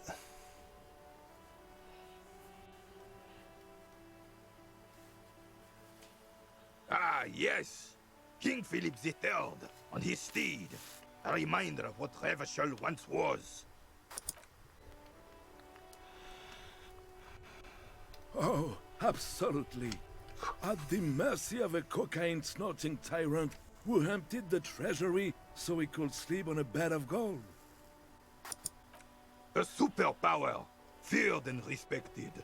A testament to what this country can be under the leadership of a true king. Someone who knows how to rule. How should a true king rule? Decisively, without fear of offending the sensibilities of the frail and weak-minded among his subjects.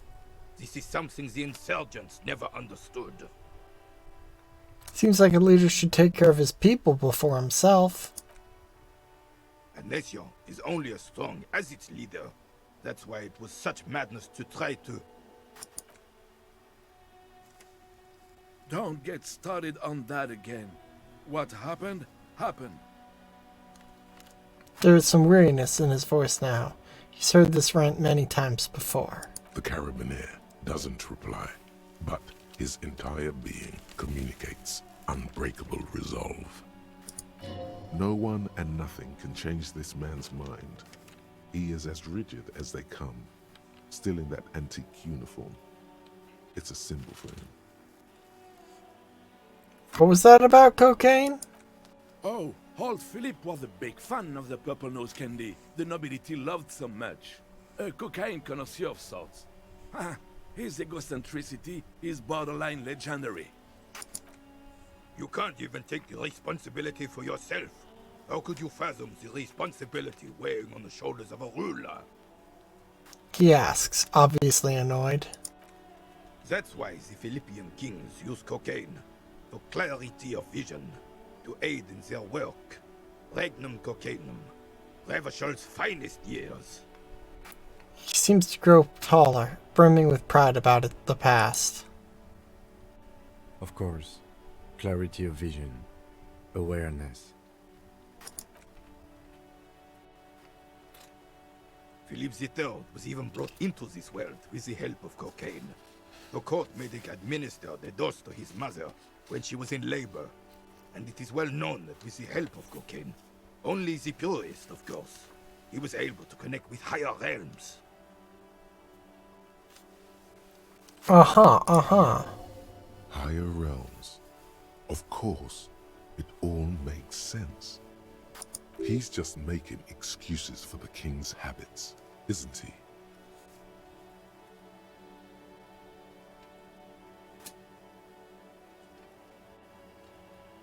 What was that about higher realms? Sounds interesting. It's really not. Please, do spare us the cocaine fairy tales. Yes, indeed. We're not here to investigate the drug trade of centuries past. Let's talk about something else. Right. Thank you for your time.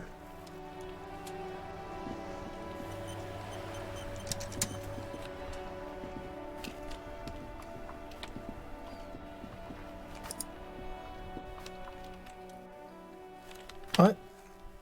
Yes? Clicked on this. The dented yellow mailbox greets you with its graffito, bullet holes, and an RCM sticker. I do have a mail thing, don't I?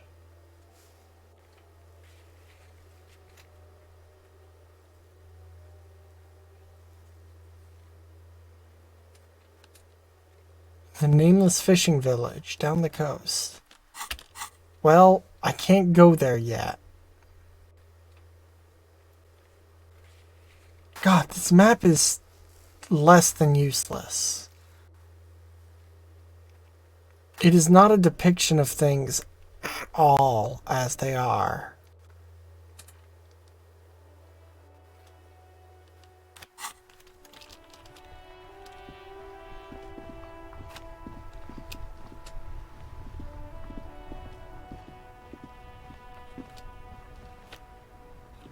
Problem is, I gotta go to the fishing village, but the fucking bridge is out of commission till tomorrow.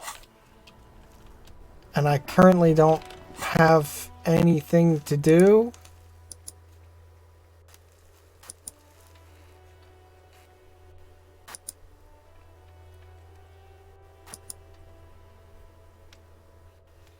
Like, all of my quests seemingly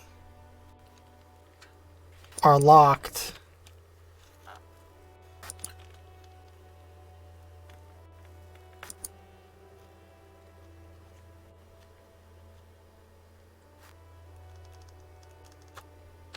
The what now?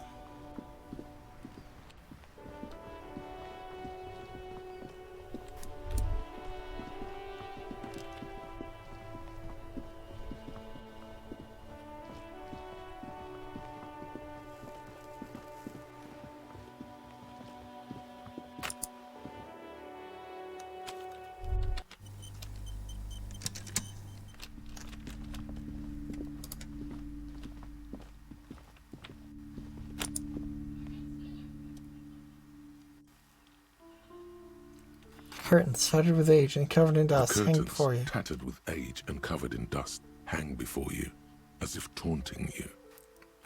Pull the curtains open. Just as you're about to pull apart the curtains, the petrified voice of the shop owner cries out once more.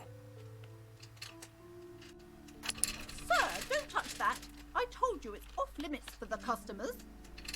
Her hand is closed around her pendant, her fingers nervously playing with the talisman.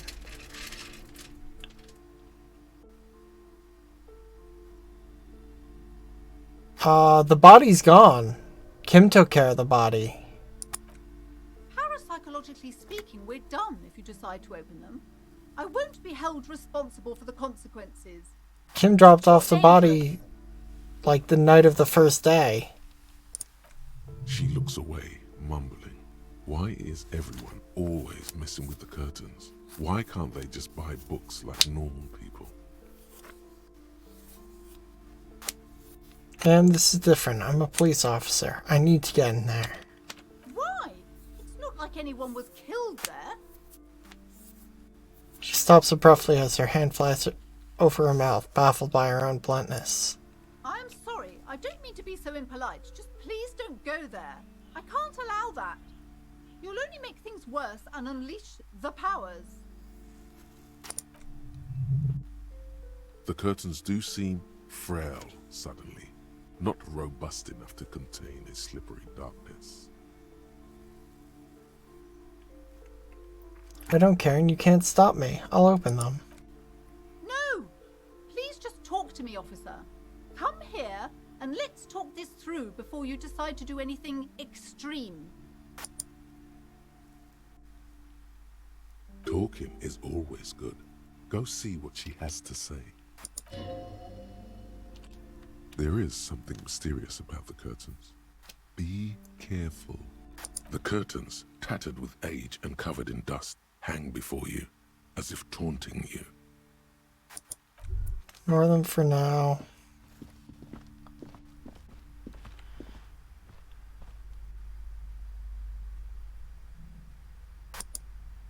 I only save scummed like one thing. Welcome to crime, romance, and biographies of famous people.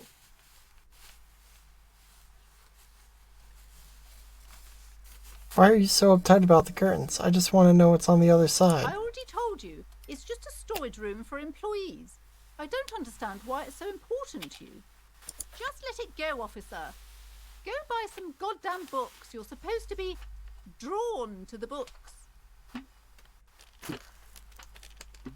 She's so tense, it's a miracle she hasn't snapped in half yet.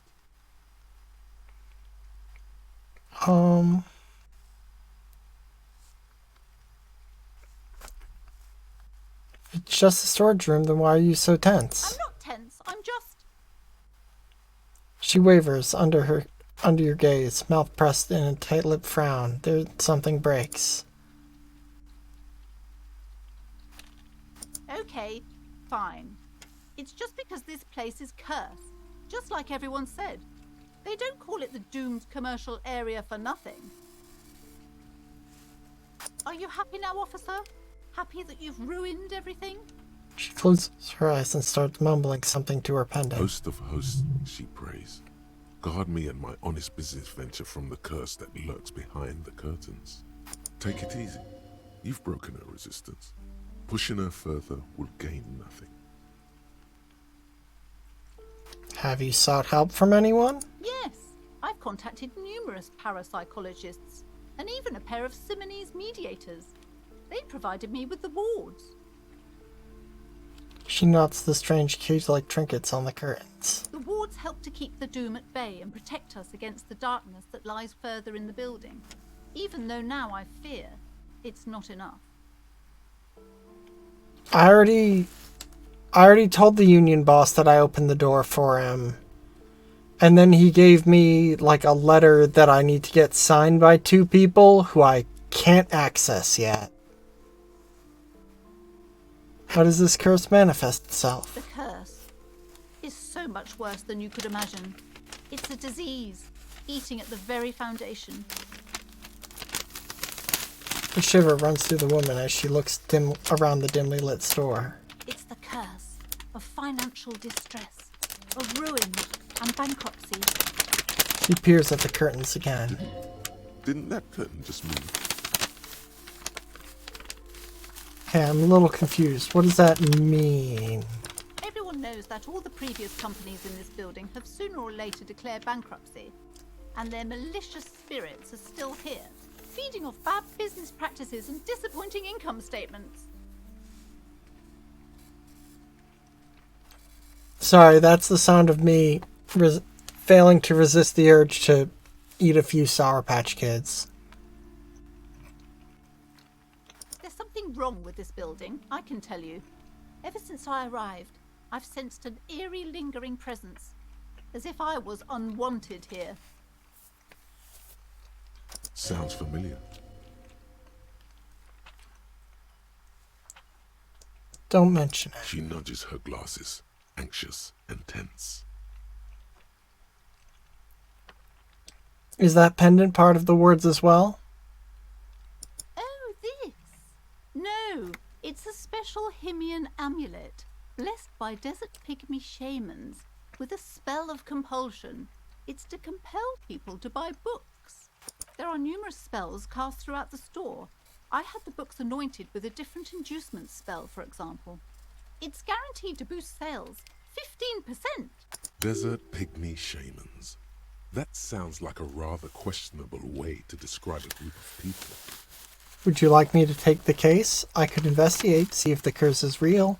Most certainly not. I don't want anyone who's not familiar with the psychic arts to get involved in this mess. Stay away.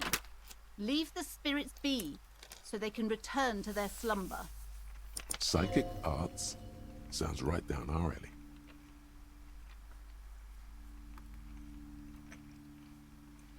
Who's the little girl standing outside? Annette, yes, my daughter. I hope she wasn't slacking off again with her nose in science fiction. Tell me, was she at her post doing her job like a proper girl? Yes, of course. Wonderful. Did you talk to her?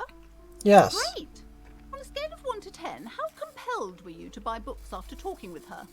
Her opinion of her daughter depends on how well she lured you into the store. 10. She's certainly very polite and helpful. My precious, her dedication brings joy to my heart. If you have children, I hope they turn out as great as my Annette.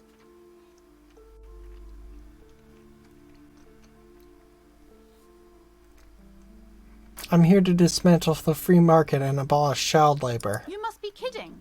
There's nothing like that happening. That depends. How much do you pay the kid? Good sir. What does a young child do with money anyway? No, I save it for her, as a fund. She's securing her financial future out there. I mean, I'm mostly done with this bag, but it was like a 2-pound bag, so there's still a good number of these little sour babies. Such criminal behavior would not happen in more developed countries. Some more developed countries, this sort of thing is 2 felonies: child labor and slavery. Those countries will realise they've raised a lazy and spoiled generation. Are we done with the jokes now? Yes, we've had quite enough fun here. Right. Okay, let's change the subject. The woman before you scans the store, her shoulders rigid and tense. Every now and then, she nudges her glasses. Convince her to investigate the doomed commercial area. Time to fire up the old machine. Oh, Kaden, you made such a stink.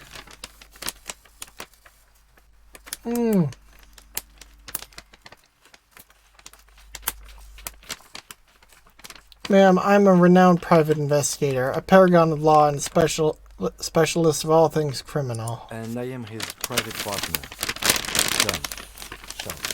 Together we run the same total surveillance program.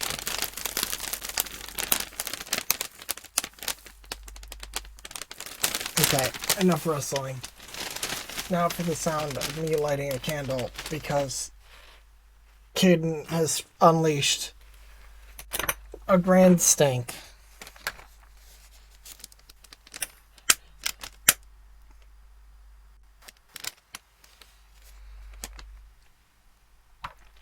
Oh. But wait, there's more. Once we've caught our client's spouse in flagrante delicto, we blackmail them and pocket the money ourselves, because that's what private investigators do. Now, I see that you are a married woman. Some penetrating sarcasm from your colleague there. What nonsense are you two going on about? This is not relevant at all. And besides, my husband would never do such a thing. We are proper people. Alright, enough nonsense. The point is that we sometimes take on unusual cases. How can I believe you after all that foolishness? Our sincere apologies, ma'am. No more nonsense. We are offering to assist you with your troubles. Pro bono. Despite his apologies, there's a twinge of amusement in the lieutenant's eye.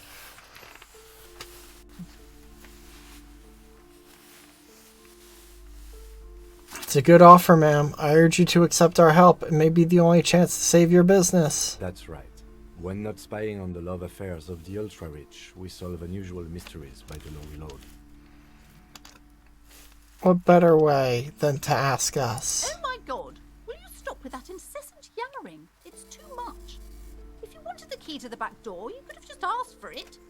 Fine, I'll ask. Can we have the key? Absolutely not. Farewell for now, book peddler. It's a curtain. I don't need a key. The curtains, tattered with age and covered in dust, hang before you. Rip them apart.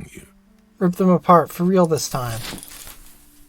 You see a dimly lit room full of dusty furniture and trash. A doorway stands in the back, covered in dozens of scary little cage-like trinkets, your shadow looming over it like an omen. I warned you! You're unleashing forces beyond your understanding!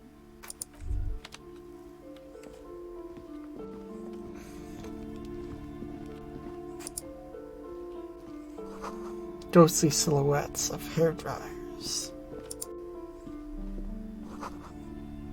Vaguely androgynous portrait of a man. Merely looking at the unmanly haircut threatens your masculinity. A heavy door with a missing handle stands before you, covered in dozens, if not hundreds, of little oddly shaped trinkets and charms. It appears to be locked. Knock on the door. Echo. No one is there. A hollowed-out, dark echo. Pain threshold, huh?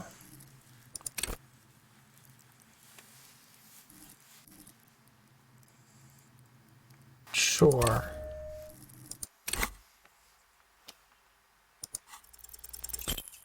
Nope.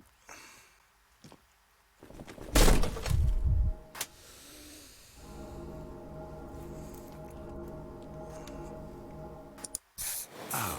Shoot. Whose moronic idea was it to just run through the door? Don't you know that things like that hurt?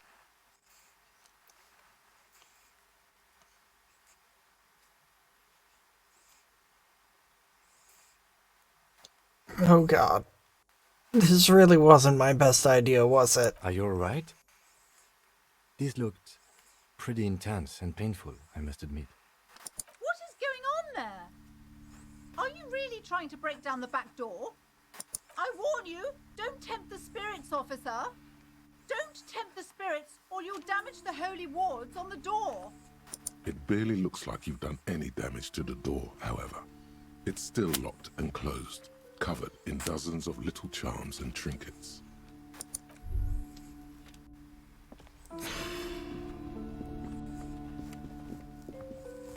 Well, so that's another thing that I can't do.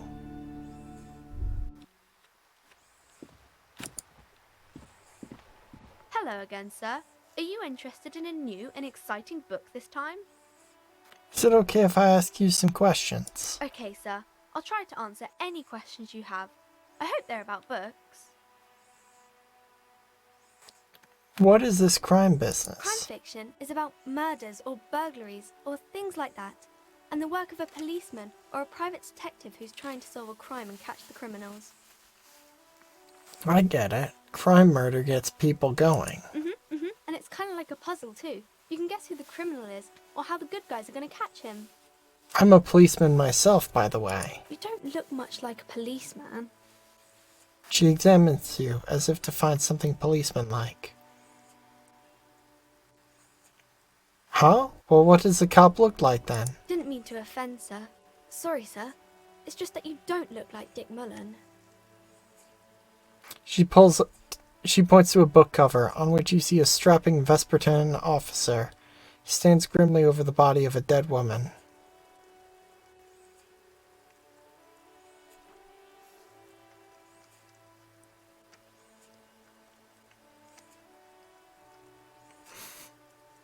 It's not your body that's important in police work anyway. It's your point to your head. Head? Yes. No, your mind. A Quicksilver mind. This Mullen guy looks like he needs 4 hours just to come up with a single idea. No, he's wicked smart in the stories. Sure, when the author does all the thinking for him, real policemen have to think and act on their own. Like you, sir. Of course. He's just a fictional character. He's no match for you. Maybe you can show me some real police work, sir. Like in the books.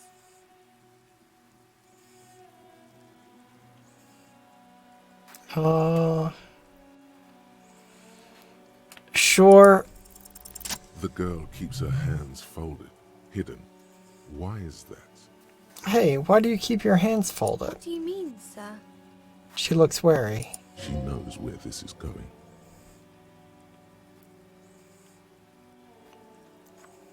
You don't need to be worried. I'm here to help. She looks around anxiously. Her hands remain folded in front of her. She doesn't want to show them. The lieutenant stands by, looking at the two of you with little interest. A facade of true professionalism. He is far more intrigued by the situation than his poise reveals. It's okay. She brings out her reddened hands, her nails frayed, nearly chewed down to the flesh. You bite your nails. And you knew this from me keeping my hands folded? She shoots you a suspicious glance.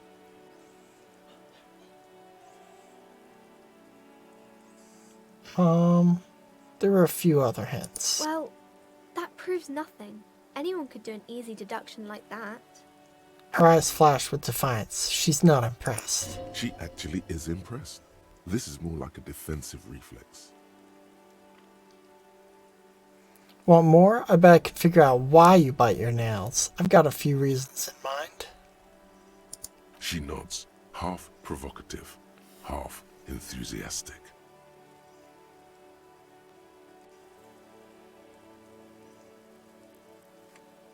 You're uptight because your mother and the pressure she's putting on you. Maybe so, sir. Okay, I know it's a bad habit, and I shouldn't.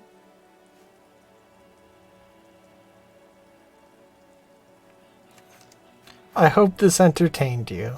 It was okay, sir. She's still got her rebellious streak. There's more that can be achieved here. Ask her to do the same. Think so? Fine. Do better. To do something about me. You're quite sober. She snaps back quickly. The lieutenant does not flinch at the comment. He does not flinch even a single bit. He is intensely not flinching.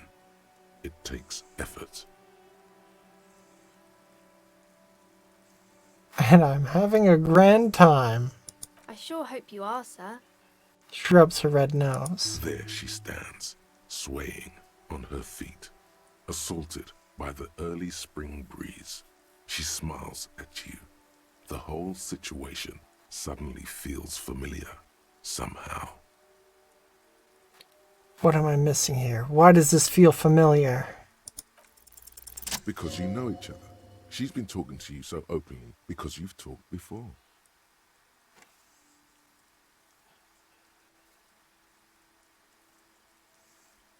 Hang on, so you know me. We've met before. Yes, I stand in this spot all the time. She sways back and forth on her feet. You've been running around all week without your shirt on, sir. Telling people about being a star or something. I don't really understand who those stars are. Did I ever talk to you? Of course, you've stopped by a few times. You certainly look better than the last time I saw you. Thanks, I'm trying. Yeah, I can see. You don't have party eyes anymore. Party eyes. Yes, of course. That makes sense. I'm not surprised children have seen you running around with party eyes on, he thinks. Not at all. Party eyes? You know, like a cat in the dark, all big and wide-eyed. It certainly looks odd on a man. The swiveling eyes of a loony drug addict. That is what she meant. You were probably gurning too. Fuck yeah. You should get some party eyes right now. Snap those sequins on you, boy. Does this mean I've been partaking in narcotics? Oh, baby. That's not what you have to worry about. Worry about the important thing. So why didn't you tell me you knew me to begin with? I didn't know I had to do that. Thanks, I've learned something about myself today. I'm glad I could help you, sir. You can stop calling me sir. I am but a working man. No, sir, I can't. It would be too tiring to refrain from it. It's already tiring enough to remember to say it all the time. It's nice of you to say I could stop, though.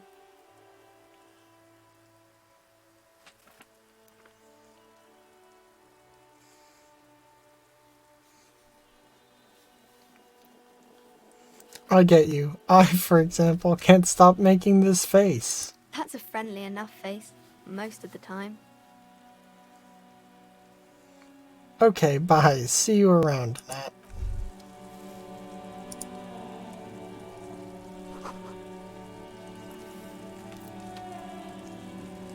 This book has a rose pistol and a half-naked dame on the cover. This book is about Pate.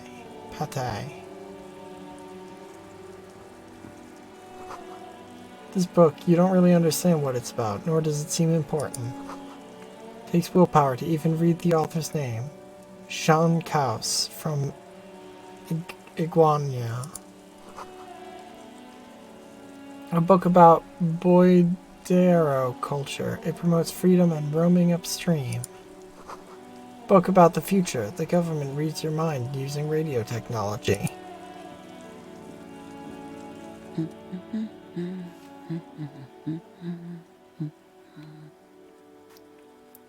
You see a sturdy woman humming to herself. She seems to be browsing books. A good one? Yes? Hello? She nods, her attention fully focused on reading. Who are you? Me? No one. I'm just a working class woman. She doesn't really want to be disturbed that much. If she's such a working class woman, why isn't she working? Shouldn't a working class woman be working? Not all the time. Right now I'm browsing books. Even a working class woman needs something to read. Good, good. It is.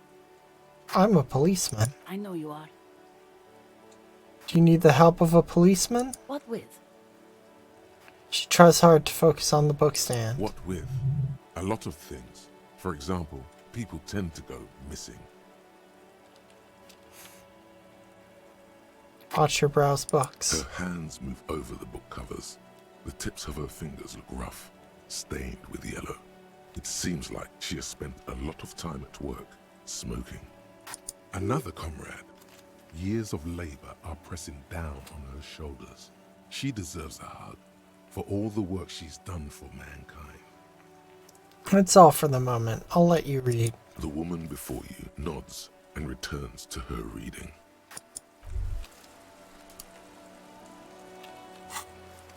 Okay.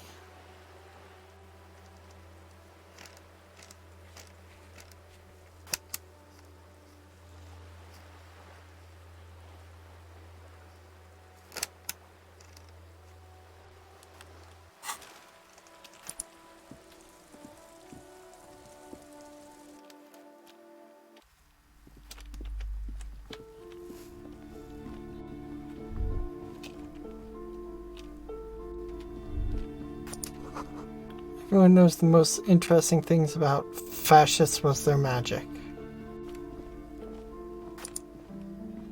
Several maps have been... The maps look old and faded. Your eye catches a map of this large map, Ozon. In the northeast, a dust mite you can. Lost little... The ocean connection stuff. You have little idea. Perhaps they are gods. Gods of distance and outer dust. The north I've to the east. done all this Hudon. before. It's so... No. This is somewhere to be. And once again, despite the fact that it says that there's a check there, there was actually no check there.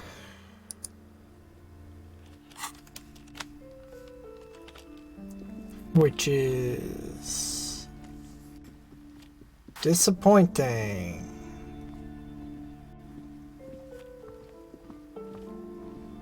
Because now once again, I feel I am out of things to do.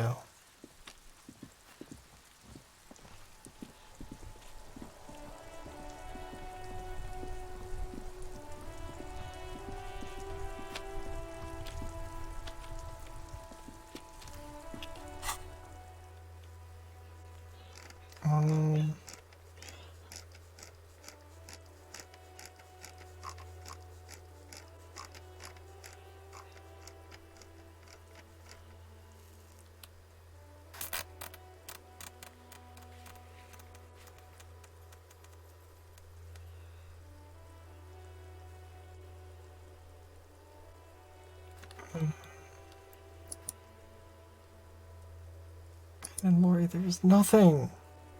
There was nothing there. You're lying to me, game. That's just a lie. Hanged man, he's gone. I can't do anything with the hanged man.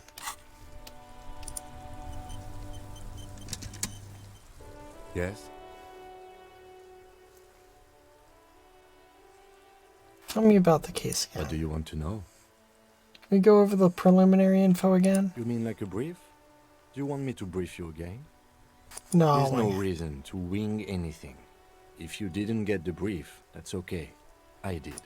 3 days ago, the RCM Emergencies Desk received a report about a security guard who was found hanged in Martinez. An anonymous caller said there was a dead body behind the Whirling in Rags hostel cafeteria. The cadaver had been there for 4 days. No one had come to investigate. During that time, the victim had been stripped of his belongings. The caller did not identify him, but used the word lynching. There is an ongoing labor dispute between the local dock workers and the... Okay then. Was there anything else you wanted to know? Good.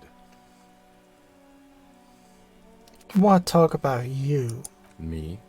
Yes, I you. don't see how my life is pertinent to the investigation. We'll work better if we have more rapport. That's a fair point. Alright, for the good of the investigation, what do you want to know? Do you ever talk with yourself? What do you mean? You know, when you're thinking, do you ever have, like, conversations like your brain? I have no idea what you're talking about. So you're saying your brain never chimes in with advice or warnings or anything? I can't say that it does, no. When I need to think, I just use my notebook. The lieutenant produces his small blue notebook and idly thumbs through a few pages. That's where his conversations with himself take place. That's all for Good. now. Let's change the subject. Okay, I don't know what check there is with him.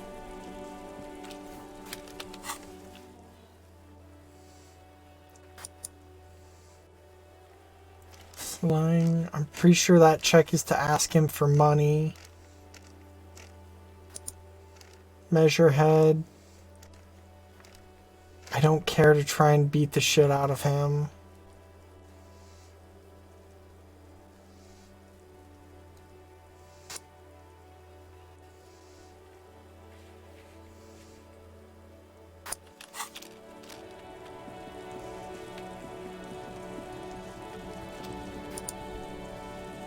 Stuck in the rain in a traffic jam, man. What's on your mind? What do you see in his eyes? In his eyes, an unfamiliar longing. Flecks of brown and gold.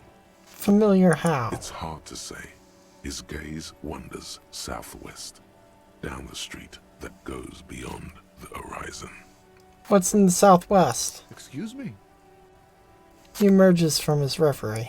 A flinch jolts his frame. The question has touched a nerve. Hell, I get longing. I felt something similar since I woke up. Man, I don't know what to say. Not much anyone can do. There's no helping in absence, you know. I miss my family. They're all I have. My wife, second kid on the way, waiting all the way in Diora. And here I am stuck in this shit, so far from home. Diora? Diora of the Seven Seas. It's on the other end of Le Caillou, pretty much. On another island called Laurentide, off mainland. We've got a little place there. Can almost hear my kid laugh when it snows. What's it like to miss someone? What's it like? Good. And bad. An ache that brings you joy. I think of them a lot. I dream up these silly scenarios in great detail of living with them. It comforts me. What about you, Cop Man? You missing someone? Is that what it is? This feeling? No, it's scarier than that. You're pursued by a hunter, smelling of apricots and sorrow, and the past. I miss someone, but I don't know who it is. I feel for you, my friend. It's bad enough to know who you miss. Missing like that doesn't feel like it has much of an upside. But, thanks for this. It's nice to talk to someone, and I know it wasn't easy to ask. I hope you find your way through your own troubles. Okay.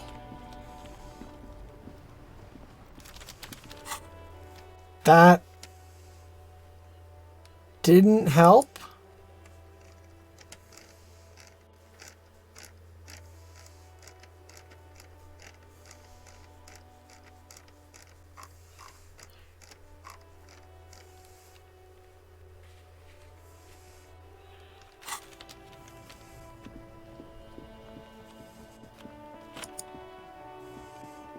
That didn't help at all.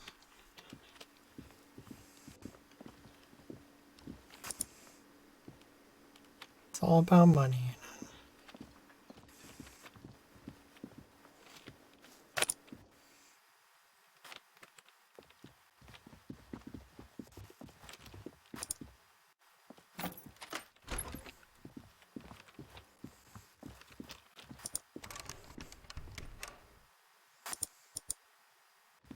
A mirror hangs on the bathroom wall. In it, your face, adorned with the expression. Attempt to stop the expression. It's too late. Like an image on film. The expression belongs to your primary motor cortex. It would take a minor neurological miracle for you to cease producing it.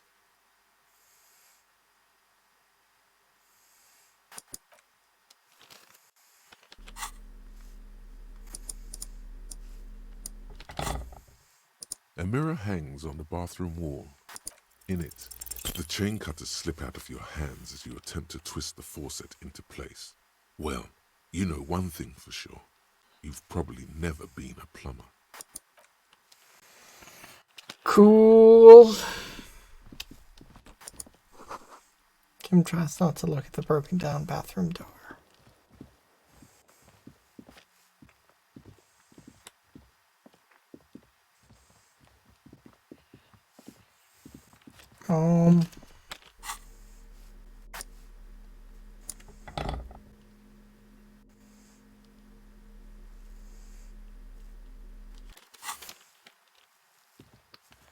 I don't know what else to do.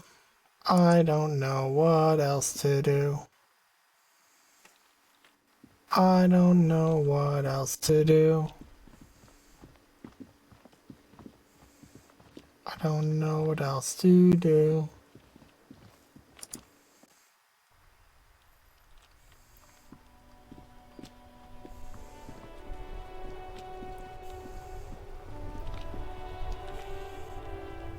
I found like the outfit and stuff. You mean this trash? Yeah, I've been through here. Stands in the spring snow. I found like his clothes or something. And I've got a quest that's like, find who has access. Wait, what? My clipboard? The trash container stands in the spring snow. I don't have my clipboard. Rises to greet you. You see soggy cartons, dirty rags, and organic waste. Search the food waste? It's just organic waste, cold and slimy on your hands. Apple and potato peels mostly. Unidentified sludge, and the occasional chicken bone thrown in for good measure. But hey, nothing. It's nothing. Nothing more to see here. What's this? What? A blue piece of plastic sticks out from the apple peels. It's shiny. Looks like the corner of something. Something larger. A clipboard. A blue plastic clipboard with moist papers hanging from it. They look badly damaged, but you can still make out forms and notes, written in a man's handwriting. Officer, is that your paperwork? I don't know what this is. It is. Look, the plastic has the RCM street grid on it. You've even got an autopsy form in there. A miserable looking slip of paper sticks to the board. If you don't mind me asking, how did this get in the trash?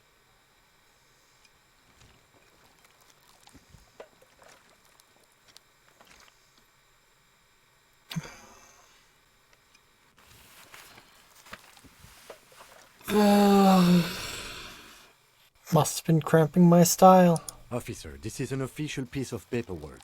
It probably contains notes on numerous ongoing investigations, and could even list undercover operatives, informants. I suggest integrating it into your style, for all our sakes. Easier said than done. How could this pathetic cabbage of copy paper and plastic ever become très disco? Okay, I'll do that. It would also not hurt to start taking notes on the case. Now, tell me what your eagle eyes see. Or are we finished? Some items, such as the ledger you found, are interactable. Go to your inventory and select the Interact tab to read your paperwork. The container sounds a muffled gong.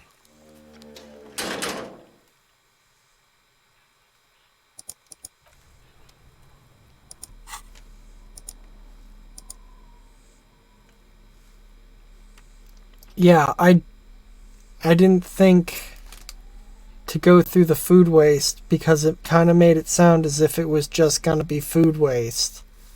And it didn't seem sensible to just start digging through food waste. It's the ledger you found in the trash. A pitiful cabbage of white and yellow papers hanging from plastic board, barely held together by a metal clip. This sad display is made complete. Suppose by the that's faint true. Smell of urinal cleaner. Anything else? There's a piece of toilet paper, or is it cleaning tissue? No, it's toilet paper, desperately sticking to the back of the blue plastic clipboard. It's a metaphor for you. Below the pathetics, terror. Do not look into its blue heart. Browse the white papers. They're not exactly white. They're yellowed in patches by sunlight and alcohol, and covered in dense blue handwriting. Ink escapes into watercolor patterns, reaching its tendrils across entire pages. The paper itself is checkered, with faint red lines, forming short paragraphs. Once in a while, there's a red stamp that exclaims, "Case files, commit to paper." The case files themselves are plenty. You count more than 100 sodden, crumpled up, earmarked pages falling apart in your hands.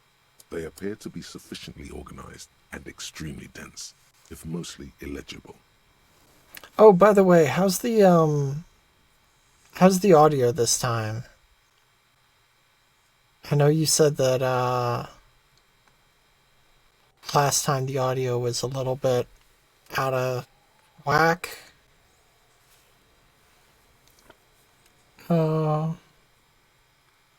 What is in there? What are they about? Work, strife, poverty, the Jamrock Quarter. These are handwritten logs of investigations dating back to January 51, this year. The exact number is hard to estimate, due to missing pages and an odd naming convention. But there are at least 20, maybe 30 cases, undertaken, not completed, mind you. It's the middle of March. You have attempted 2 cases a week on average. What do you mean? Is that all? Is 2 cases a week a good caseload, Lieutenant? Huh? 2 complex cases to undertake is a lot, yes. You really have to push yourself. I would not suggest it, lest you start making mistakes. 2 cases a week appears to have been my load, Lieutenant. I'm not sure I completed them, though. 2? That's a lot. I didn't mean to say you are making mistakes, by the way. That was presumptuous of me. I'm sure I made plenty of mistakes. It's okay. We all make mistakes. God knows I've made my share. He tries not to think of them. Like a fan of girls, the checkered papers dry in your hand. The handwriting is extremely dense, if mostly illegible. There was mention of a naming convention here? Yes, it appears you employ a, shall we say, robust yet literary system. Each investigation has its case number written on the margins. Yet, still more tellingly, most are accompanied by a name. Oh my, and they're written in capital letters too. Yes, all caps. One is called The Next World Mural. Another, The Square Bullet Hole Murders. Another yet, The Unsolvable Case. More? Others appear more light-hearted. The guys on a couch in an unexpected location, and the murder at the hookah parlor. Even the rare article-free collapsing tenement. Murder features prominently throughout. It's going to take an effort to piece these case files together, but it can be done. Once you're done inspecting them up close. Count the pages. I have to open an official case. Is there room? There is, for precisely one more. 15 pages near the end remain untouched by the damage. The checkered grid forms a structure of passages, breaking the case into subtasks to accomplish. Commit to paper using the pen Lena gave you. The tasks you've completed flow out of the kind green ape pen in a brash freehand similar to the rest of the letters. The wording comes easily. It's almost robotically simple, a language developed for mental rigor and simplicity. Inspect the victim's body. Get the body down. Interview the cafeteria manager. Cross out the ones you've already finished. A satisfying slash sounds across the paper. You're done, it seems to say. And you, and you. You're a swashbuckler with that pen, Harry, and it feels good. Feels like completion. Things to be done and things already done. The composition of reality. This is an extremely useful tool for a detective of the citizens' militia. Now all that remains is to name the case. Lieutenant, have you by any chance named our case? No, actually. Any ideas?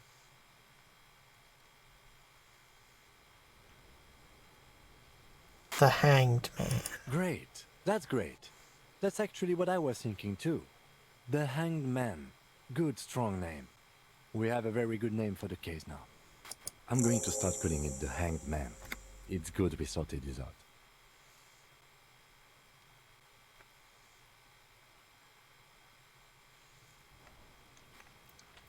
Kim, all my cases employ a naming convention similar to what we used on ours. Yes, how very childish of you. In your and my defense, almost everyone in the RCM uses the titular system, in addition to the official alphanumeric. Why is that? It's a holdover from the early days of the RCM, right after the revolution, when the organization had little idea how to do things. It persists in an unofficial capacity. Officers use these titles to refer to their work among themselves. Seem to have named a case the Square Bullet Hole Murders. Again, in your defense, I seem to have named one the man with the hole in his head. That was a real person.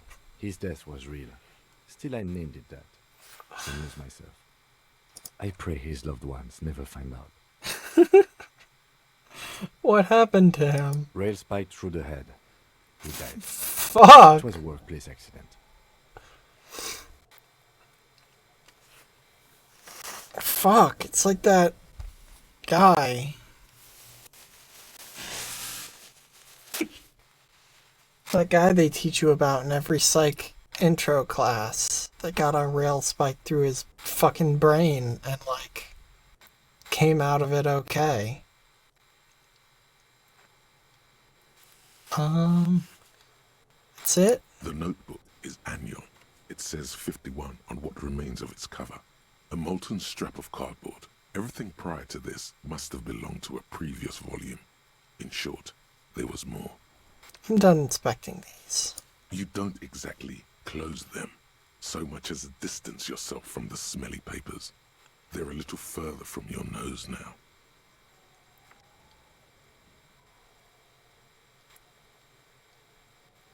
Can I read the case files now? It's proving to be harder than expected. You just don't have the intellectual rigor to patch the quilt back together. Try again later.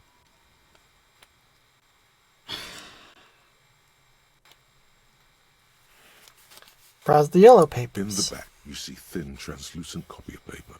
Some neon yellow, some bright red, all covered in boxes, like marching armies. These look like official forms, waiting to be filled out. Then rip them from the binder and hand them out, according to type of form. What types of forms are there? 3. The topmost are misconduct fines. The middle ones are station calls. And the bottommost are field autopsy forms. Each is easy enough to make sense of. Misconduct fine. A monetary penalization ranging from 20 to 250 real.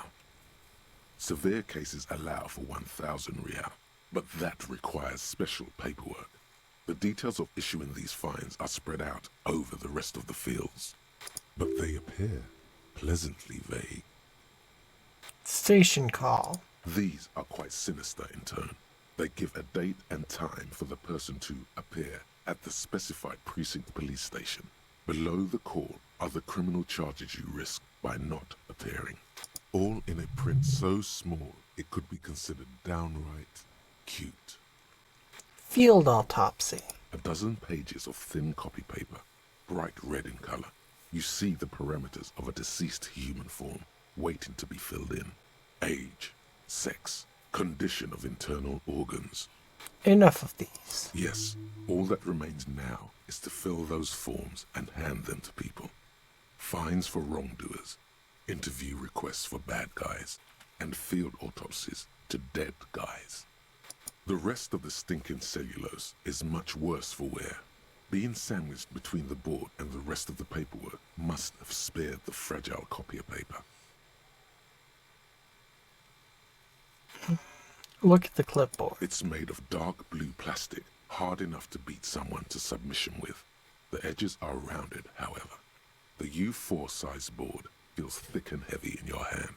Light shimmers on its wet surface. On the back you see the embossed letters, RCM. Shake the ledger. Something rattles inside, ever so lightly. Is there a hidden compartment? And something small inside, light, made of paper or cardboard, or dried flowers perhaps. Peek The inside. plastic shimmers like lapis lazuli, but it is not see-through. You cannot see to its center. How would I open it? With your hands, U4-sized pages hang from the clip screwed to the top of the board. Open the hidden compartment. The two sides of the board appear slightly misaligned, like a drawer that's come off its slides.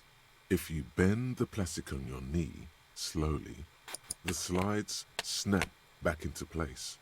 It should be possible to just slide the drawer open. Without resistance or sound, the two panels move against each other. The compartment is now open. What's inside? 2 ticket stubs and a handmade postcard. Pick up the ticket stubs. 2 octopuses are smiling, reaching their tentacles toward each other in the colored pencil drawings. The tickets permit access to the zoo in Revachol East. The aquarium costs extra. These let you go there too. Pick up the card. Thin wax paper has been glued to a piece of cardboard. Sounds like leaves rustling when you pick it up. You see violet flowers, floral patterns, patches of glue. Open it. Familiar handwriting lines the inside of the card. Looped, round letters in a woman's hand. A young woman in her 20s. There is care, effort, and a smile, you think. Although that is not something you can read from someone's handwriting. Harry, it begins. You're already reading. I wanted to write you a letter so you can read it when you wake up. Maybe it will make you happy. Throw it away, please. It will make me happy. A merciful wind blows in from the bay of Revachol, dusting the ground at your feet and raising newspapers far away. You feel the card slipping into it. Hold on to it. Read the card. Your hands shake, holding on to it. Every morning when I step out and you're asleep behind me, it says, I find a little piece of sadness in me. I carry it in my chest down Voyager Road. Every step I take, it grows. By the time I reach the fuel station, it has filled me entirely. I step onto the light rail and look back. Sparks fall from the bow collector. I know it will be like this until late afternoon, when I get off the 42 and walk back to you. Keep reading. You. Every step I take will get lighter. It almost makes me run. Sometimes I do. I can't believe I met you. I can't believe the happiness I feel with you. You have a vast, vast soul, and I will always, always, always come back to it. Keep reading. Kisses, kisses, kisses. You feel the air sucked out of your lungs and the blood sucked out of your head. Everything around you gets dark. Small white dots appear. You feel the ledger slip from your hand. Fall sideways. Okay.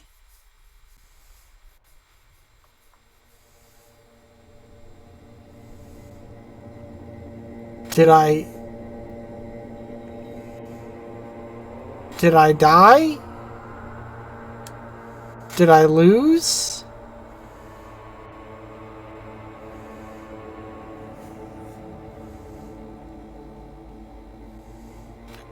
Begin? There is nothing. Again. Well, almost nothing. There is the ground below you. That's still there. And the small... Okay. That, sucked.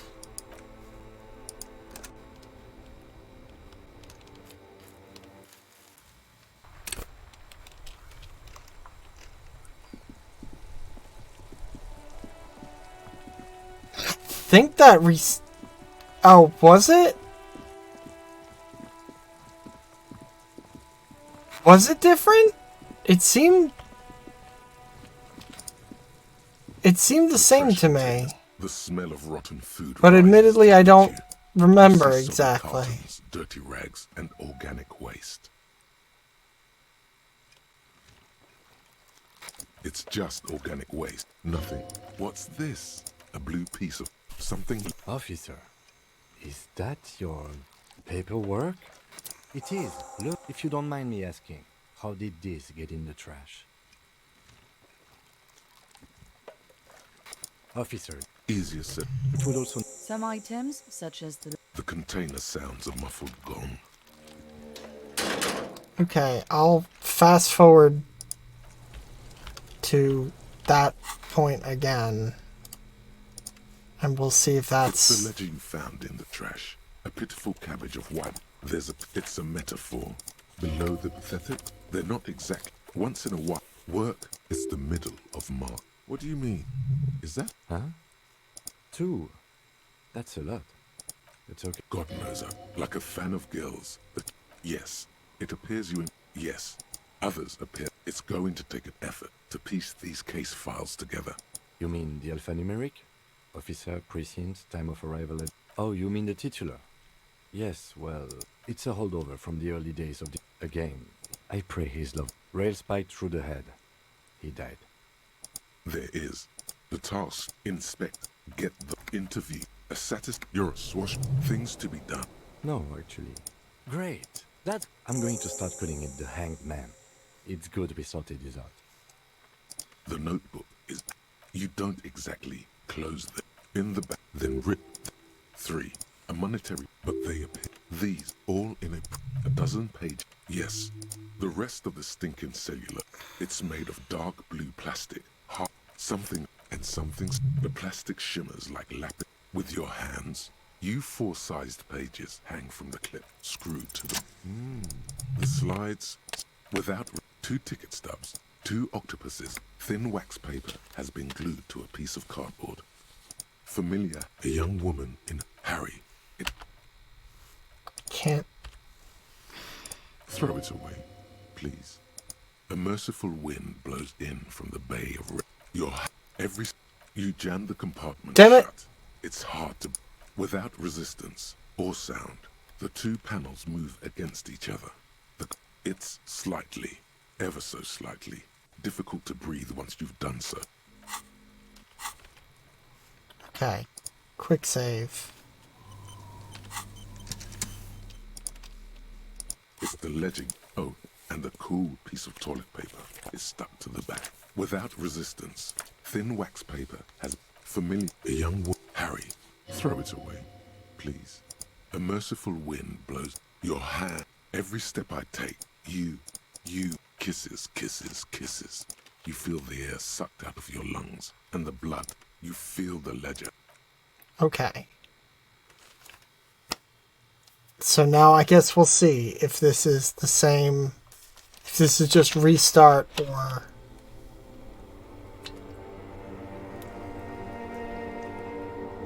something different.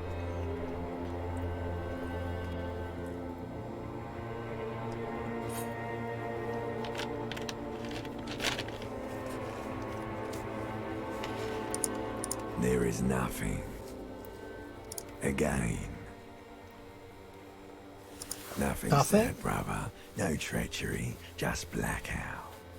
Just lie there, passed out. Well, almost nothing. There is the ground below you, that's still there. And the small light that's on, fluttering, somewhere in the basal ganglia. Who's that? That's me. Blue eyes, that's me. And who was that? Who was what? He speaks of the sickening longing, the unwell emotion. Even in the darkness, he's grasping for it. Still trying to hold on to the great sorrows slipping in the water. Slimy.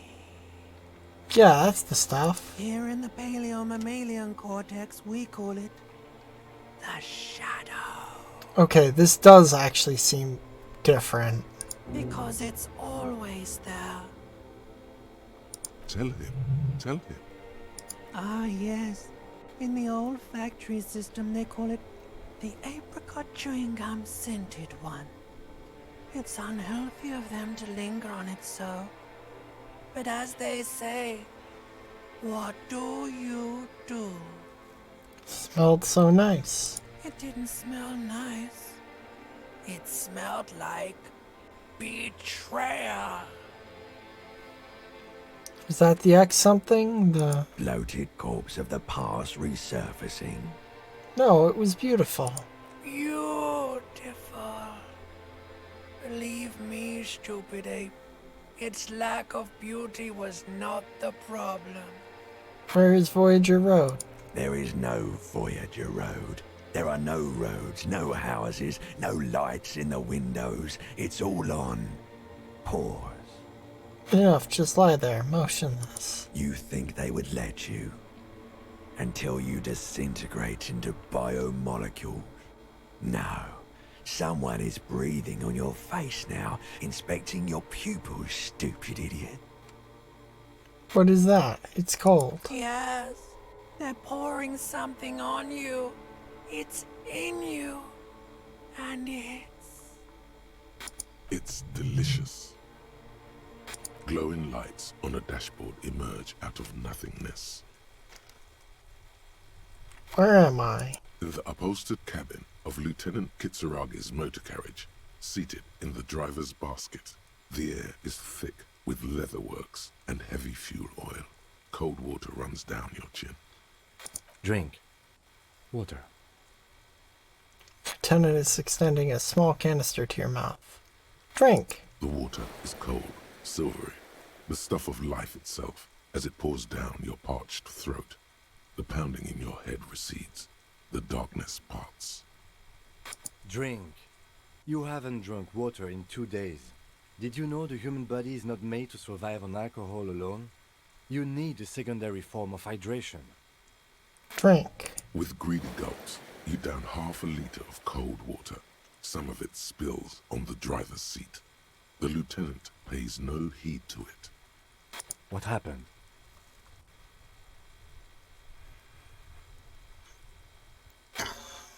I should ask you the same. You were reading your paperwork. Then you passed out. I carried you to my kinema to take you to a hospital. Then you came to. How long was I out? 10 minutes, maybe. I came in contact with the burnt-out ruins of my past, Lieutenant. That does sometimes happen. He hands you the remains of your ledger. He replies with such understanding. It's as if the burnt-out ruins of the past were an occupational hazard. Athlete's foot for cops. You dropped these. Are you okay to proceed? Let's solve this case. Good. The Ledger of Failure and Hatred is a special item that can be used both as an interactable and a tool equipped in your held slot for skill bonuses. Find it under the Tools tab in your inventory. Okay.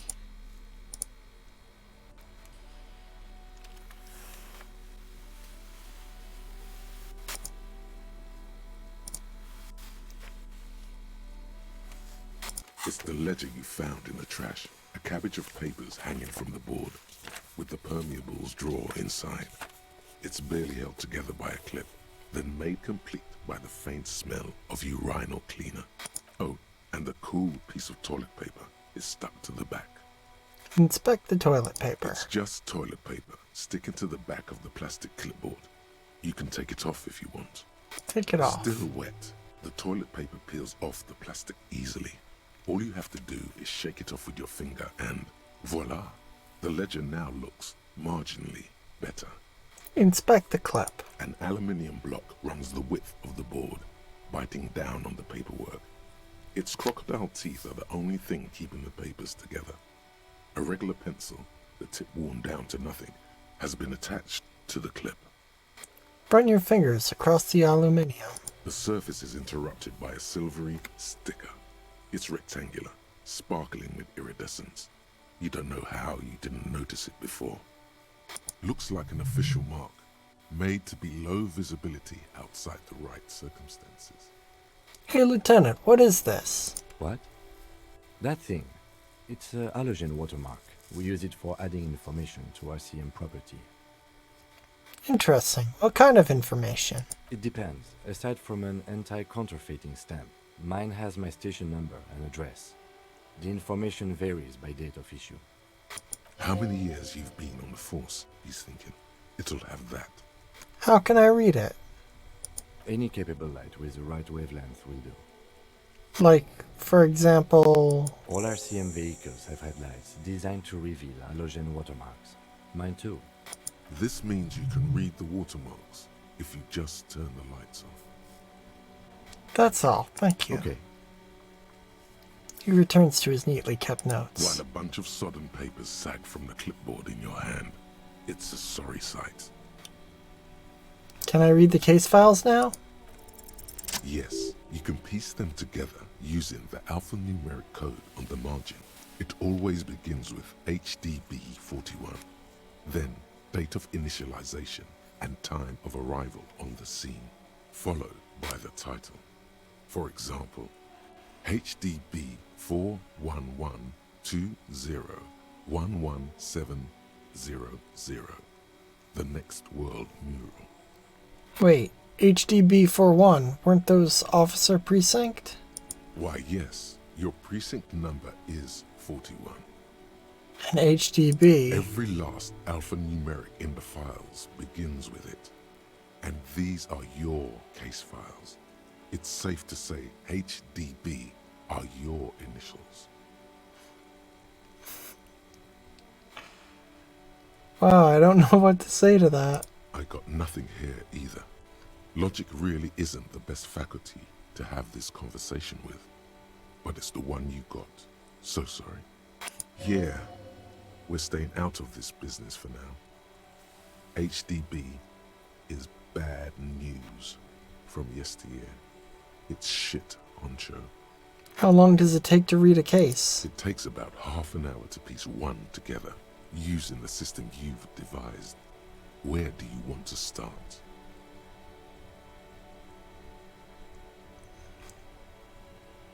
I can revisit this. Not much has changed in the meanwhile.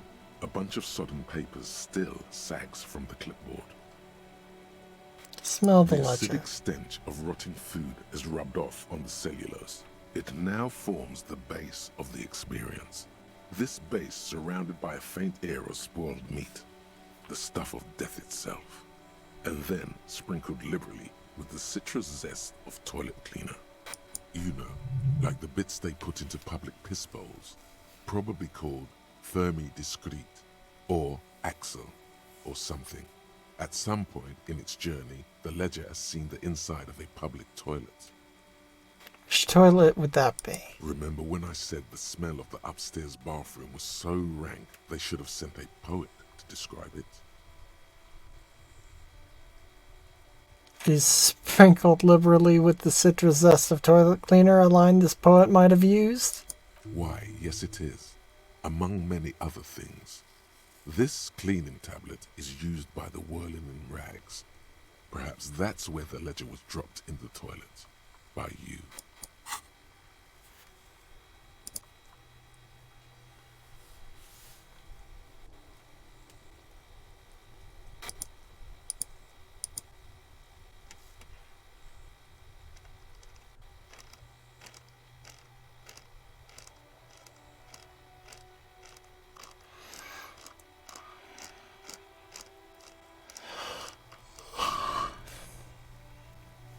Hmm.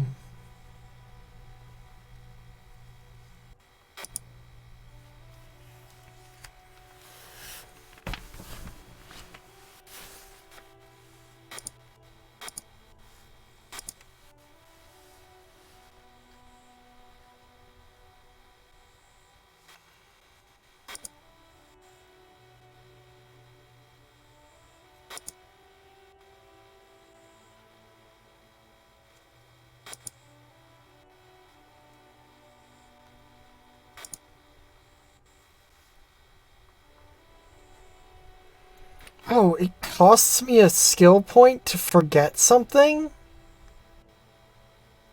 So then why would I ever forget something and not just unlock a new thing? That sucks. That sucks and is dumb. Read a case It takes file. about Fuck half it. an hour to piece one together, using the system you've devised. Square bullet hole It murders. would be very interesting to read about these, wouldn't it? I mean, there seems to be a square-shaped entry wound in the victim's forehead.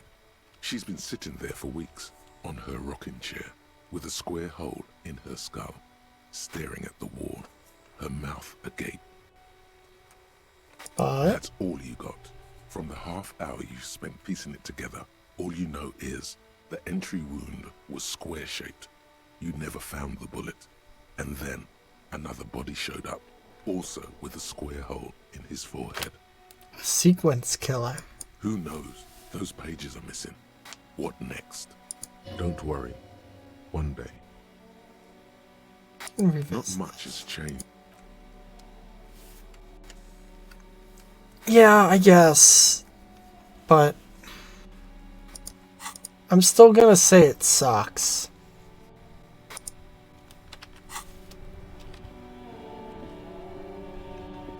Okay, so I've got my ledger. I still don't have my badge or my gun.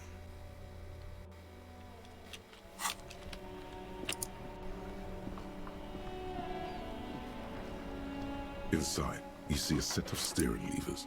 All right. Ready? I turn, you press start. It's next to the preheater. He's downplaying his excitement. The lieutenant is more than happy to show off his precious carriage. The dashboard lights up with orange glow. The rounds per minute gauge jumps, and the engine of the Caprice Canadian comes to life with a whiny growl. Like a leopard waking from its sleep, yawning and roaring at the same time. Press the button labeled The headlights. lights unfold with a little click, casting electrical light onto the ground before the vehicle. There you go. I'll turn them off from the remote once you're done. We just need to stand in front of the machine now. Close the door.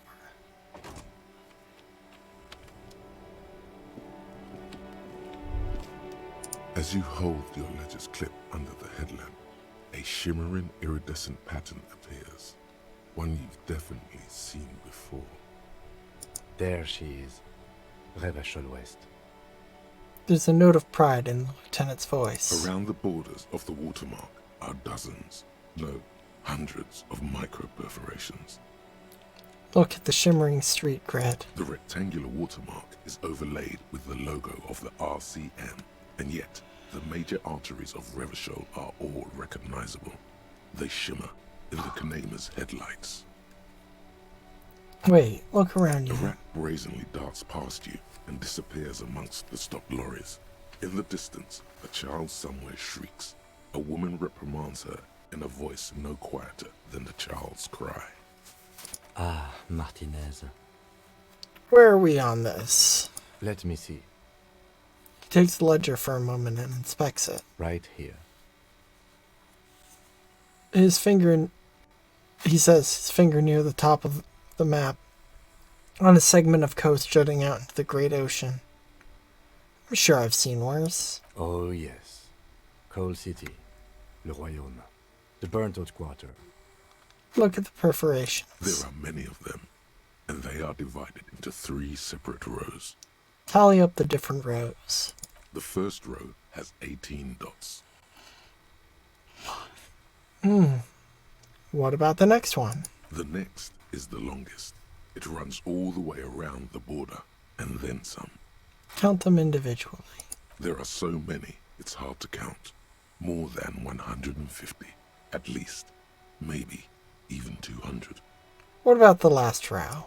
The last row has 3 perforations. 3? That's it? That's it. Hey Kim, what do all these holes mean? Those are perforations. They represent your record as an officer of the RCM. They are your statistics, as it were. I should have guessed you'd keep a record. Officers often do. Let's take a look. Alpha male officers who are proud of their numbers often do. It's meant. The first row represents your years of service. 18 years. Okay, not bad at all. What did you do before you volunteered? I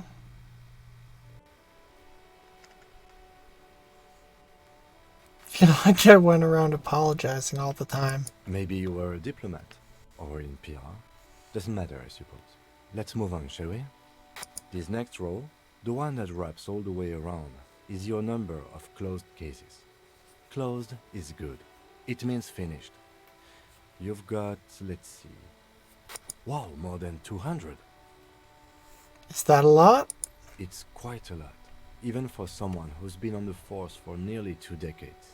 Usually, clearing more than 10 cases a year puts you in the 90th percentile of all RCM officers. I used to be good. I guess that's some solace, I guess. What's the last number? Right. Those are your confirmed kills. You've got precisely 3 perforations there.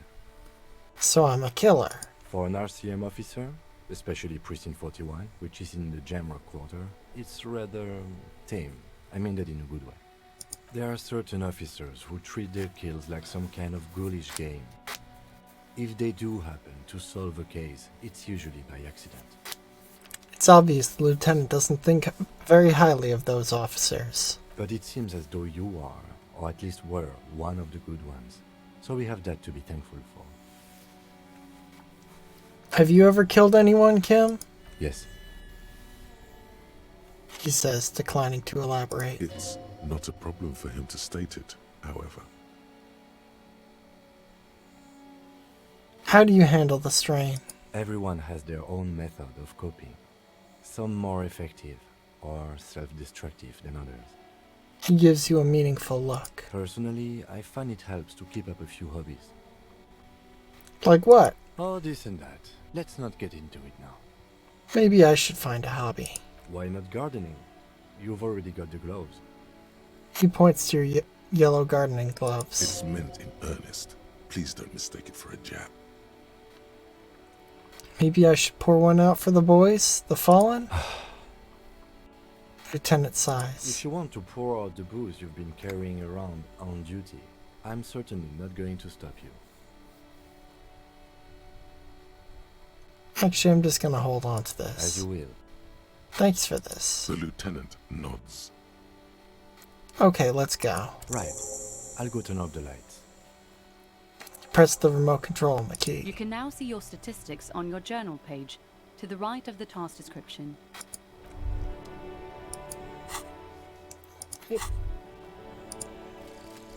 Rigorous self-critique. Okay. Here it is. Hard facts from the man you are. You once jerked off in the locker room and were caught. You held a young woman by the arm and kept her in your apartment for 20 minutes against her will. That's right. These are not flights of fancy.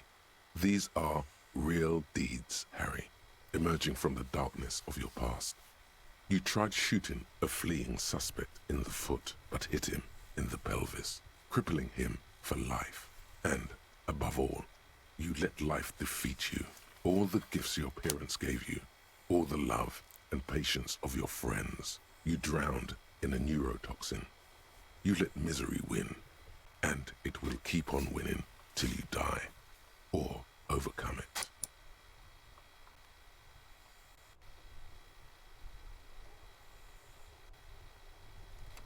Um,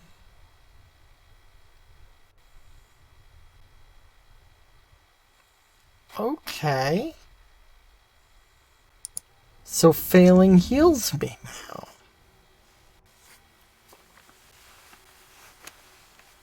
That's good. Hey, that's good.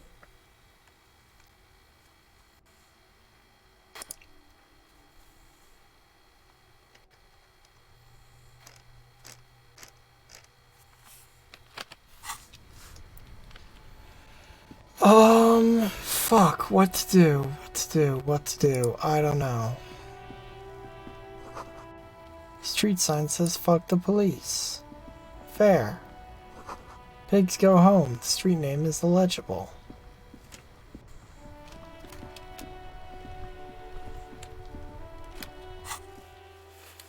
Okay, so that was one thing.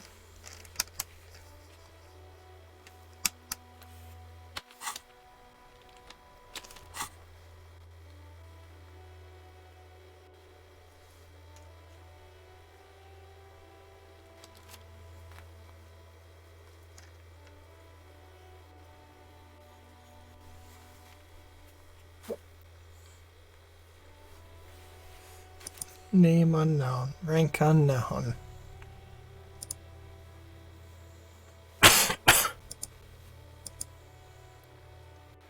Fishing village. All requires places I can't be at yet. Requires an impossible check. Can't be there yet. Can't be there yet. No. Don't know where to look. Got it for the night.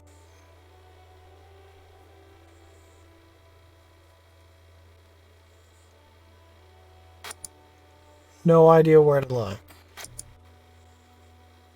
Got nothing on that. Nope.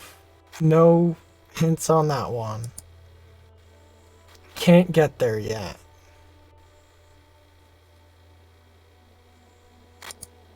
And get a reality lowdown.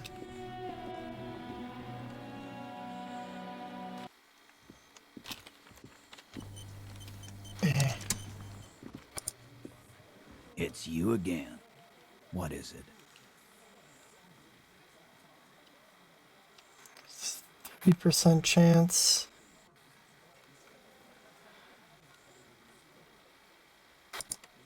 Quick, help me. Give me more logic. However that works.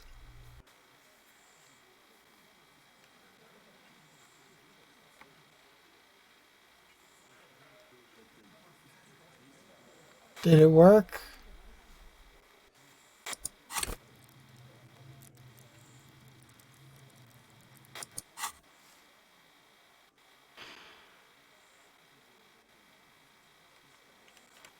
Oh yeah, things like that don't work on mobile.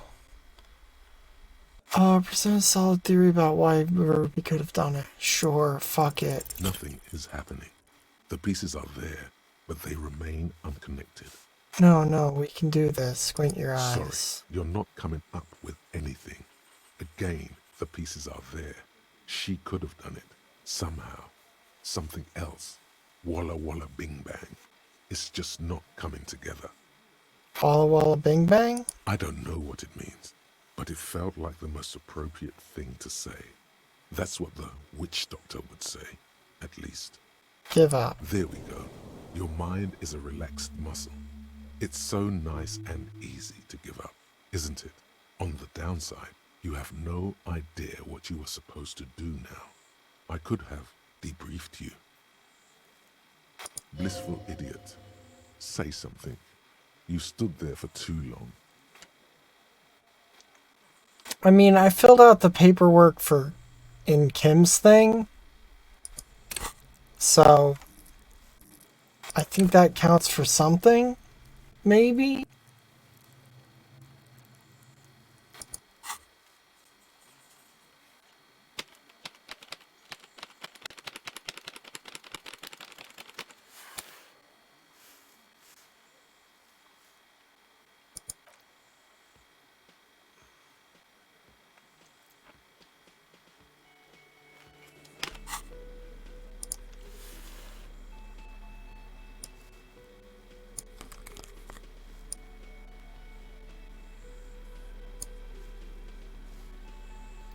But yeah, it's a little late for that.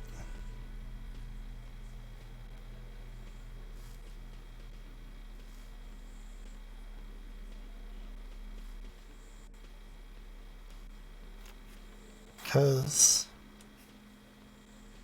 body's gone. Which is really annoying because it still shows up as a fucking check that I can do. Even though it's like super not. Or maybe it finally got rid of it. Yeah, it looks like I guess it finally got rid of the check that was for the hanged man.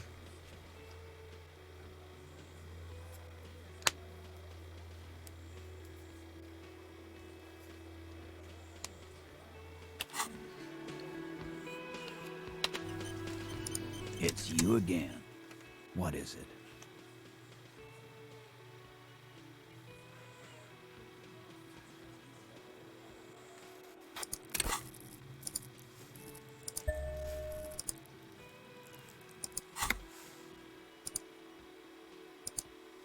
Why can I not? I put a point in it. That means I can retry it.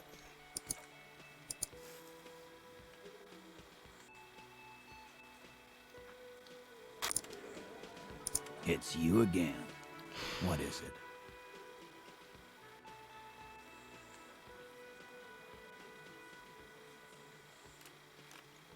%. Better than 3. He's stuck again. Please. Your mouth is open. Close it. It's really, really going to help if you do. Stop drooling. Run around or something. Hit yourself in the face. Anything. No one has any idea what to do with you if you just stand here. Say something. If you say something, you can jolt out of the stupor. Just one sentence. Here we go. Not just yet. Can't we review the components of the theory? Sure. Why not? Let's hear what some of our friends have to say. For starters, you could find out what's behind that mystery door in the kitchen. If it's a secret route, she could have used that to get to the roof. Can't get through the door? You know what would help.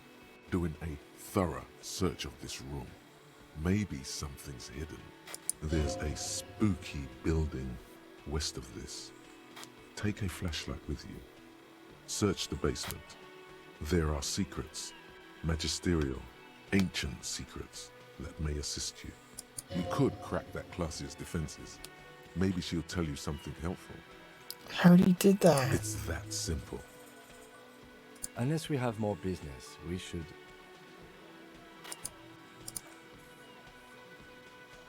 Okay, so that just gave me like a list of things to try and do, but like...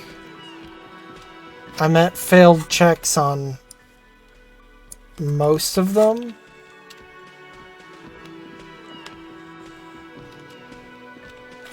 You see a heavy steel. The door does not budge. The old cobalt paint, rough on the finger. Nothing I can do there.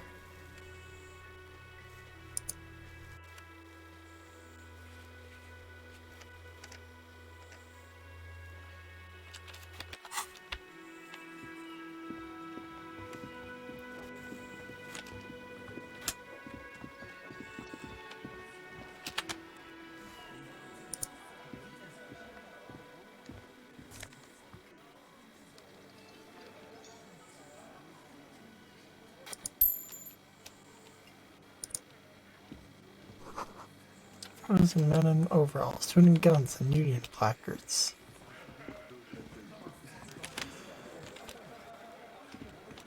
That would require buying a book, though. And also, I don't want to just waste time because I feel like that's a bad thing to do.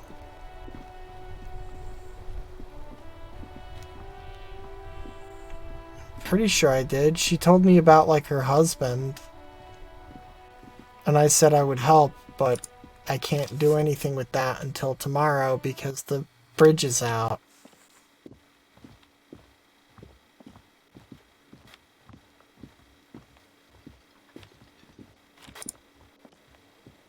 Oh, hello, dear. There you are again. So your husband is some kind of scientist? Oh, yes. A zoologist. A cryptozoologist, to be more precise.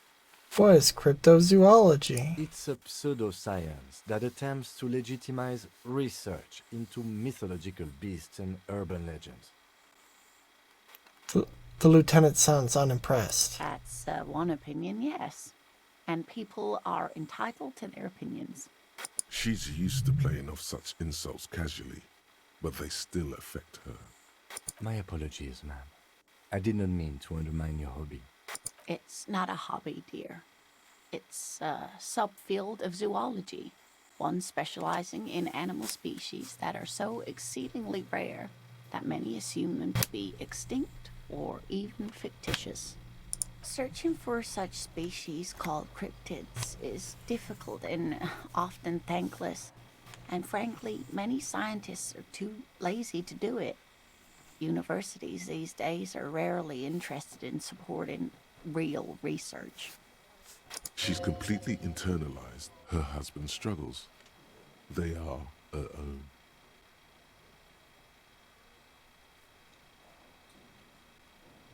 Maybe you could convince her to tell you about some cool cryptids. There's really no point in manipulating anyone. She'd be only too pleased to tell you about her work. Go on and ask. Hey Lena, I'd like to hear about some of the cryptids you've studied. Could you just tell me about a couple of them? Oh, I'd be delighted. Truth be told, I could really use the company too. One cryptid, not a couple. One. This won't turn into some kind of cryptid extravaganza. Okay, Kim, just one little cryptid, promise. He nods and assumes a waiting posture. Ooh, tough choice there.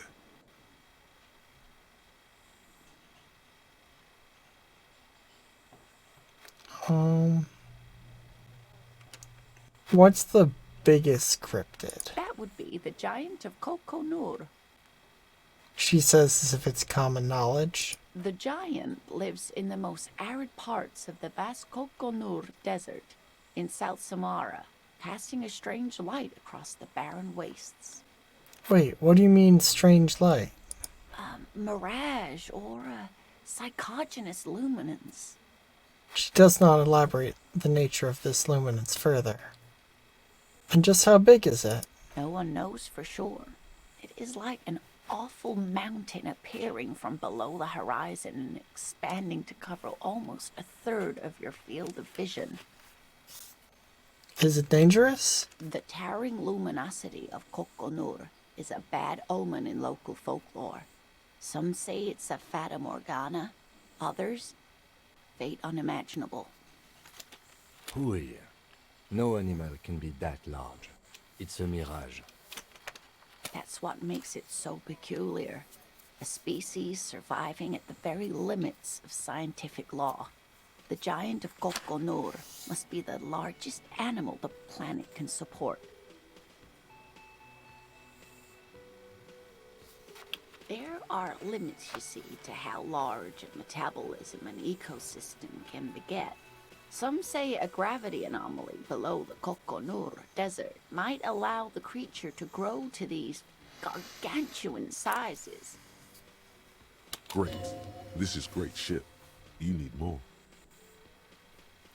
This has been educational. Sadly, we need to discuss something else. Of course, dear.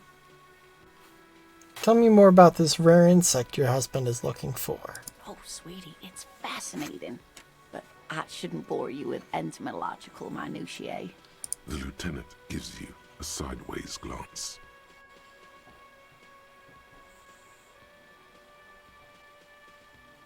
You're right, I don't have time for insect facts right now. Of course, dear. That's all for now. Can I help you? About my bill for tonight? 20 real. 20 real for you the got night. the room for the night, but remember, you'll need another 20 real tomorrow. Goodbye.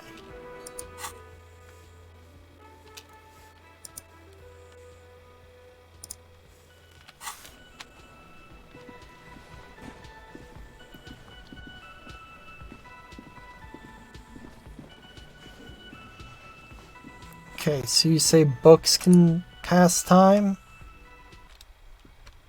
Guess I'll go get a fucking book.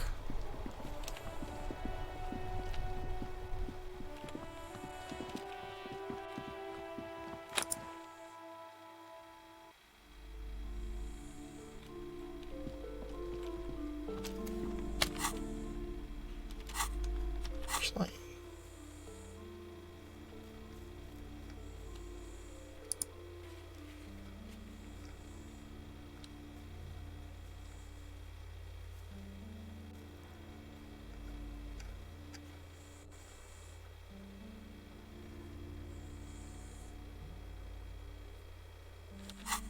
intercom on the building next to the whirly?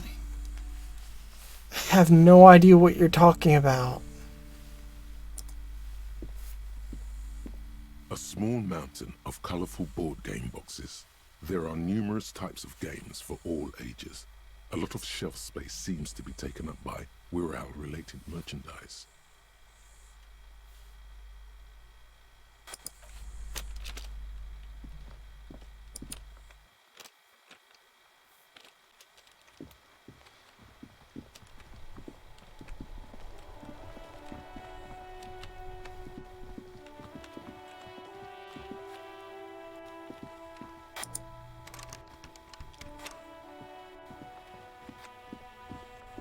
Um...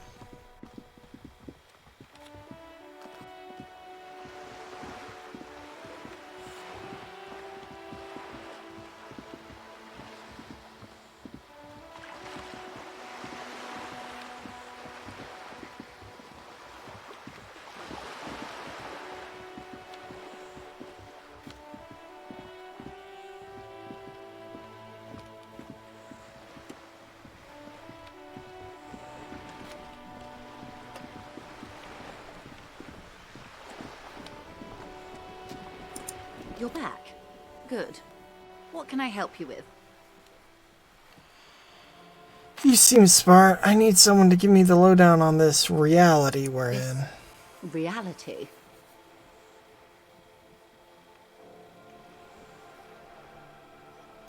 It's related to that medical episode. I have trouble remembering even the most basic terms of reality. Ah, yes.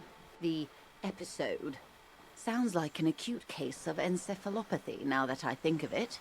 She puts down her thermal cup and looks at you. Don't be phased, madame. He functions perfectly well. He only needs a lowdown on all of reality. We may be here a while then. Ask away, officer. I'll help however I can. All right, we're in. I know these all look good, but begin with the first, okay?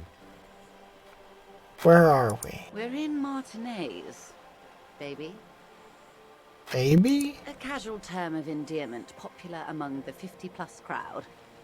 It's a disco holdover, pay it no heed. I'm a disco holdover myself. Aren't we all?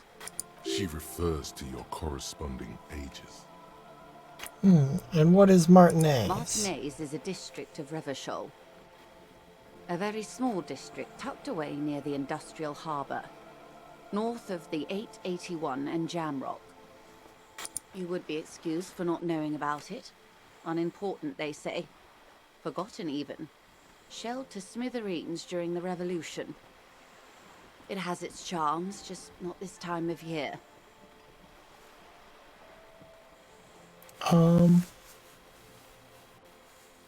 Tell me more about Martinez. I'm not a good ambassador. I've only been here once before, as a teenager. Not a lot has changed. There are ruins, a terminal, fishing boats, reeds, boys with boxy shoulders. This place used to be a province, a workers' resort before the city swallowed it and the artillery did its work. The reeds are the real star of the show here now. The further down the coast, the wilder it gets. You mentioned a sea. What sea is this? It's not really a sea, it's the Bay of Revachol. And the bay feeds into the ocean. Are we near the ocean? Yes. We're on an island in an ocean. The world's largest body of water. The Insulindic. Vast, lukewarm, and unknowable. flowing in and out of sight. What's the name of this island? Caillou. Imagine a pebble. A smoothed over pebble amidst a great blue sea, misshapen, cracked. The cracks are the river Esperance. We're in the delta of this river on the 6th branch, the Martinez distributary. It is clear this pebble is of enormous value to her. Okay, that's Martinez. What's Revachol? Revachol?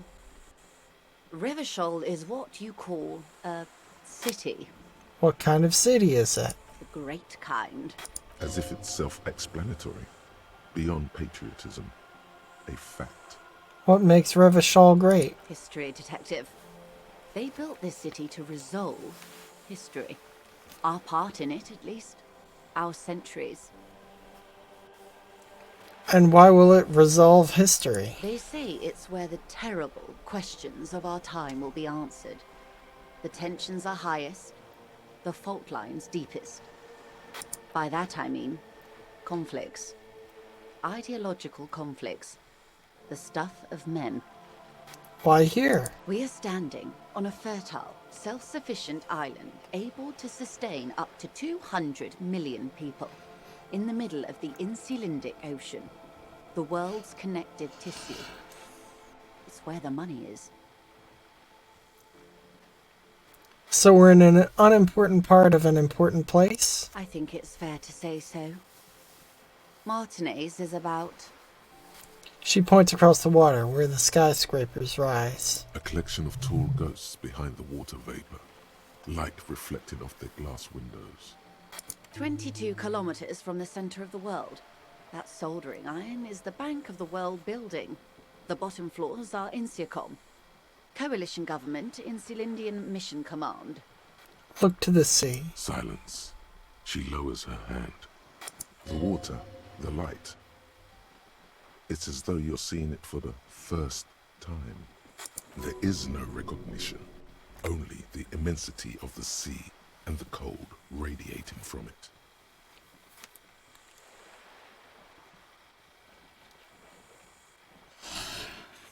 Say nothing. Observe the large body of water swelling, cold. She observes your eyes scanning the horizon, then breaks the silence, slowly. This is one thought you need to complete. Where are you? Was there something else you wanted to know? I remember something about a lowdown. This has been informative. Thank you, ma'am. I'm sure my memory-impaired partner has many more questions to ask, about even more fundamental aspects of reality. Might I suggest not asking them all right now? Madame Messier will be here later too, and tomorrow. Isn't that true, ma'am? Absolutely. My commitment here is long-term. You're right, Lieutenant. I'll continue later. It's better not to eat all your candy at once. Indeed. I'm always at your service.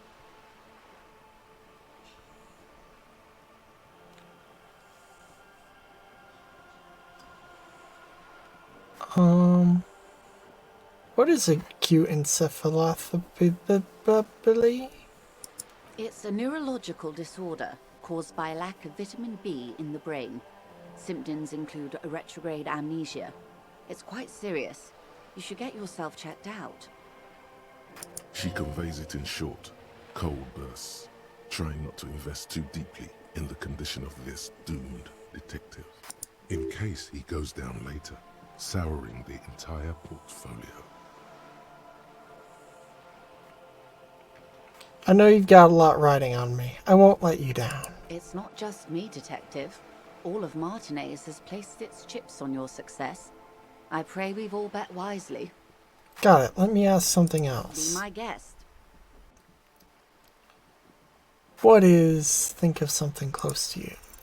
6 kilometers southwest, in the Valley of Dogs, Junior Officer Chad Tilbrook takes aim at a rabid black dog licking its wounds in the grass. To his left, his partner, Emil Mullins, whispers, "You heard what happened to Tequila Sunset in Martinez?" "Yes, he lost his mind," Tilbrook answers, fingers on the trigger. "Don't worry, Emil." He pulls it out slowly. Slowly now. He'll find it again. We always do. What am I? You? You're an officer of the RCM. Revachol Citizens Militia. Preciso mundo. Good. And what is the Revachol Citizens Militia? Nothing more nor less than the de facto law enforcement body of post-revolutionary Revachol, Detective. Yes, we are the Revachol Citizens Militia. He's being sarcastic.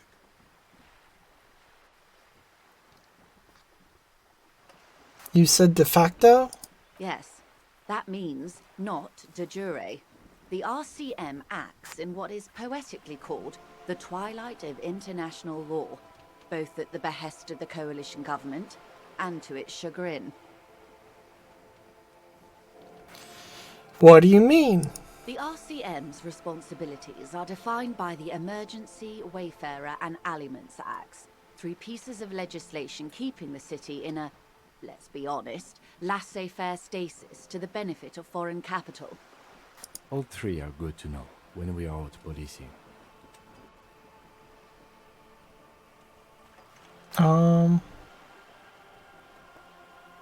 So basically I'm going to avoid this subject and ask the next question in this line of inquiry. Truly moralist of you. The coalition government would applaud you for staying out of politics. And yet, there's nothing basic about your role, Detective. It's true that the RCM keeps everything the way our seemingly permanent provisional rulers like it. She leans in. Yet, on the other hand, I know these people. I deal with them daily. Let me tell you, dear, they are not fans of you. Why? The post-revolutionary decade was a disaster for the coalition government. Revachol in the 20s was hell, especially on the west side of the river. Gang warfare, a botched privatization scheme, a nuclear pile meltdown. They called it the international zone because no nation wanted to claim responsibility. The RCM restored peace where the coalition failed. A true blue citizens' initiative. They will never forgive you. That's somewhat of an exaggeration. In reality, ours is a mutually beneficial arrangement. Revacholians get to keep the peace in Revachol, and the coalition doesn't have to worry about it. Anyway, sorry to intrude. Please continue. Yes, Lieutenant. Permit me to conclude with this. Who you are, to me, is the police. The only legitimate law enforcement authority in Revachol. Thank you, ma'am. And if those authorities drink so hard they need help recalling the basic terms of reality, well, I'm here to help. That's all for Glad now. to have been of assistance. The little that I know. Anything else? Thank you, that's all for now.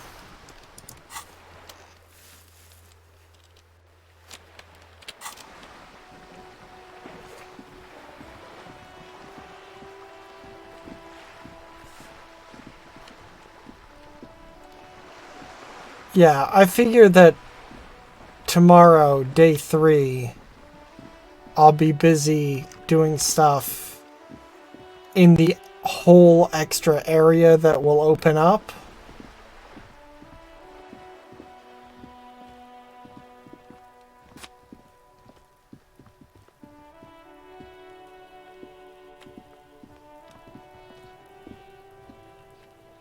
Moving the crane around Union Dock Zone?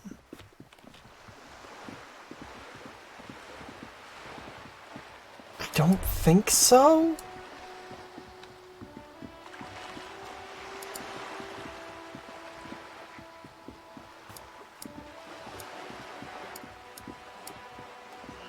I don't think I've done that.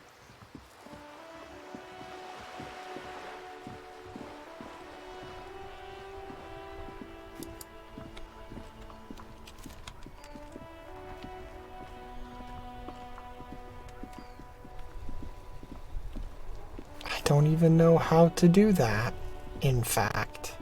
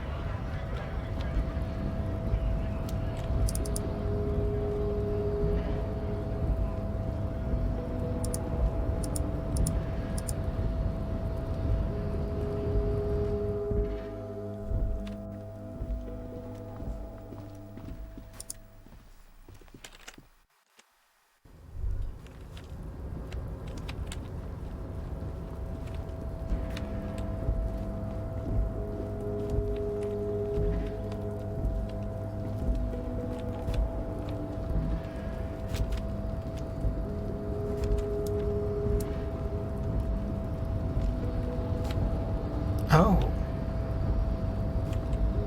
Big bouton. A rusting control panel with several knobs.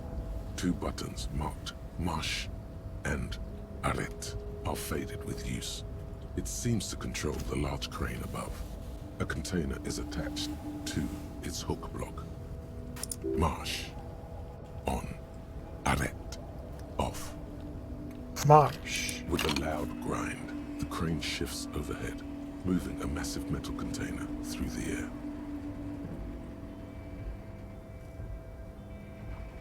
Okay.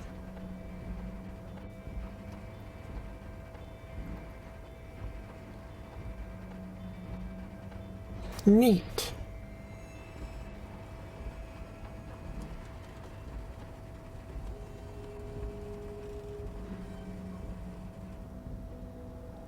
And with a surprisingly quiet thunk, the crane places the container down. The harbor sleeps as the strike rages in the distance. The crane can rest again, now that its purpose has been fulfilled. Its purpose? What do you mean? Moving this container, of course. For this purpose it was built. For this purpose it has acted. And now it will rest.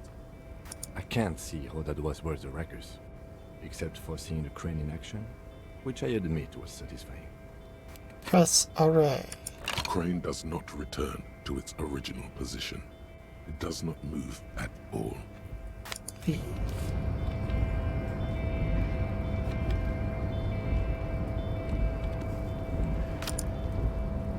Before you stands a cargo container, just one of many in the yard.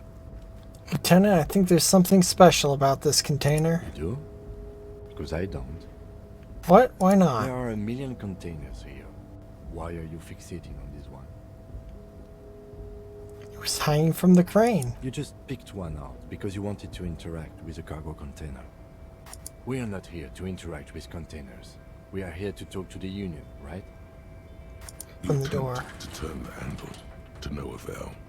The doors seem to be mechanically locked. To your left, the lieutenant considers your actions with some puzzlement. Knock on the door. Right. The knock produces a hollow ring of metal. Doesn't sound like there's anything inside the container. +1. Been in the world for 2 days. Nothing to do here for now. Alright, that was a great big nothing.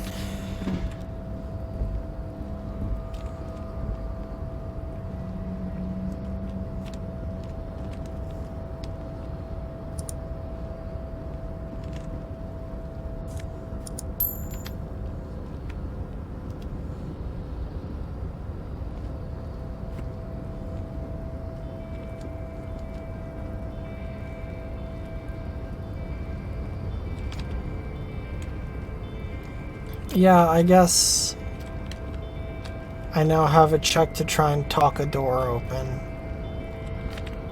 Which, fuck it, I guess I might as well. You're back before the cargo container. Its drawer hasn't. Why are you even trying to open a door with rhetoric? Yeah, why am I? Why are you what? Anything at all. Now is not the time to get philosophical, detective. You can do that after hours.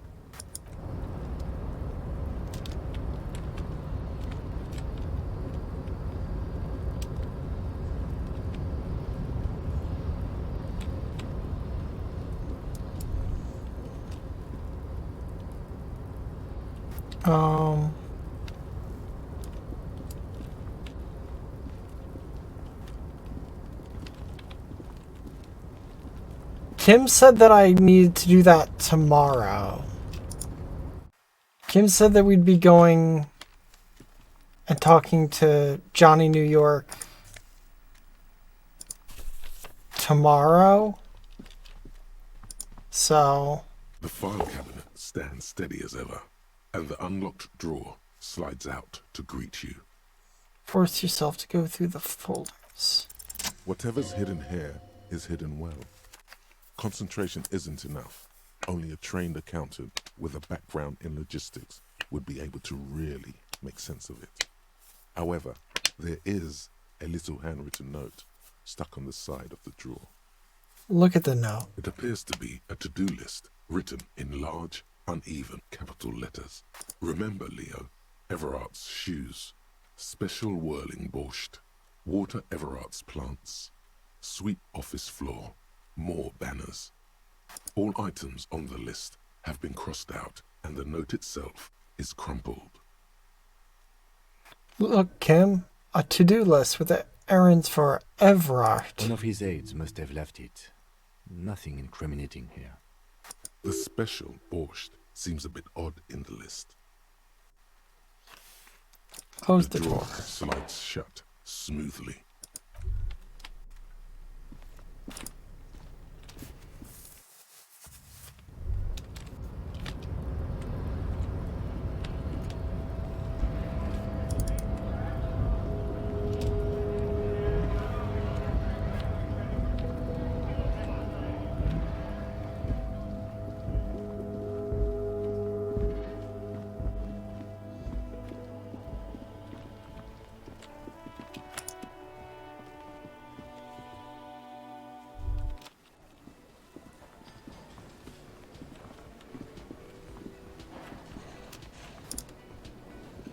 Can I help you? Saw another Another thing. thing. Great. I love those. No, I'm not gonna narc. Yes. I want to ask about the special borscht. The man ponders his cooking utensils and gives you a little nod. No, that's not something I can do.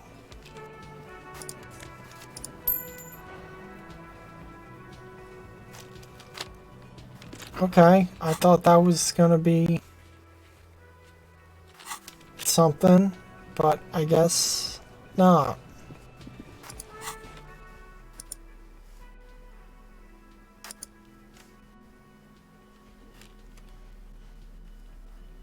Viewing intellectual organ. The front of this quarterly journal features a large satirical portrait of the late King Friesel. From the sides of his head, a pair of white antlers spread to the corners of the cover. By Friesel. Because Friesel was incompetent, foolish, and cruel. In short, the embodiment of everything the communards wished to overthrow. It's satire, you see. Flip through the pages, see what catches your eye. To your disappointment, there aren't any full-color pictures to direct your attention. Just column after column of closely set text, interrupted occasionally by little doodles in black and white. No advertisements, you notice. So who's funding this radical commentary?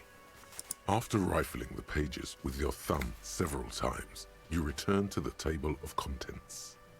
The magazine is divided into several sections. International development, Kunst und Kultur, and local concerns. Just inside the cover, there's also an editor's note. Read the editor's note. Comrade, as you know, this journal takes its name from Mazov's immortal expression, Du cristal à la fumée. This was his way of describing the way the rigid, crystalline structures of capitalist ideology turn to smoke under communism. But, like the structures of capitalist ideology, we too are at risk of going à la fumée. Unlike many publications which are content to spoon-feed their readers reassuring drivel, La Fumée is committed to telling the radical truth, even when that truth may drive away potential subscribers. Only 4 issues in, and it sounds like they've already alienated their readership. Perhaps they've overestimated the market demand for this kind of commentary. So please, if you value our radical Mazovian perspective on contemporary politics, culture, and international affairs, please consider subscribing today. Yours in struggle, the editors. Play it cool, pretend everything's in order. You flip back to the front of the magazine. The table of contents unfolds before you. I want to catch up on international developments. This section includes a long, tedious critique of the latest round of free trade negotiations between the EPIS nations and the Free State of Semenine. You also skip over an article about heavy fuel oil smuggling along the Messina border, something about bear wrestling in Samara, book riots in Yugograd. Whoa, whoa, whoa. Bear wrestling. Flip back to that. Alright, let's see what this bear wrestling is all about. It seems to be part of a new public fitness initiative, the People's Republic of Samara, SRV, devised and promoted by none other than President Kanajinsky himself. According to this extremely credulous account, Uncle Sport, as he's affectionately known to his people, has recently decreed bear wrestling the national sport of the SRV. When it says bear wrestling, does that mean two bears are wrestling each other, or...? Of course not. The article makes plain that this is man on bear, or in some cases, woman on bear competition. 2 competitors, 1 ring, 5 rounds, or until incapacitation. According to the SRV's Ministry of Information, the program has been a tremendous success. Public support stands at 87%, and youth obesity and alcoholism rates are down 12% and 7% respectively. This is the SRV we're talking about. If you think those are the real numbers, there's probably a guy who wants to sell you a bridge in La Chette. Not sure I trust these numbers. What are you, a statistician? Did the moral intern send you on a fact-finding mission? This is the SRV party line, comrade. Always good to catch up on foreign affairs. You flip back to the front of the magazine. The table of contents unfolds before you. What is constant culture? It takes a moment, but gradually it dawns on you that Kunst und Kultur must mean arts and culture. Why they decided to title this one section in Valda is beyond you. Obviously because it's cool to drop random phrases in foreign languages. It evokes a sense of recognition and fellowship among those privileged enough to understand. As you leaf through this section, you come across several reviews of recent radio plays, as well as a brief artist spotlight featuring a local artist identified only as CS. The main feature, though, is a long essay titled Tip Top Tournée, a critical Mazovian perspective.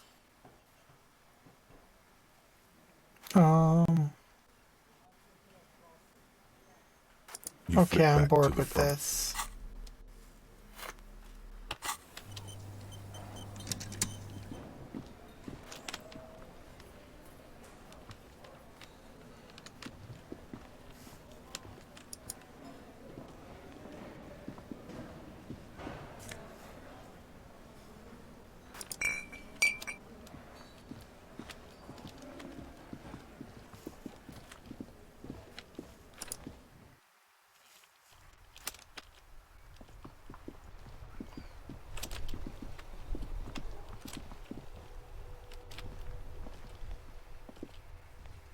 So what was this you were saying about a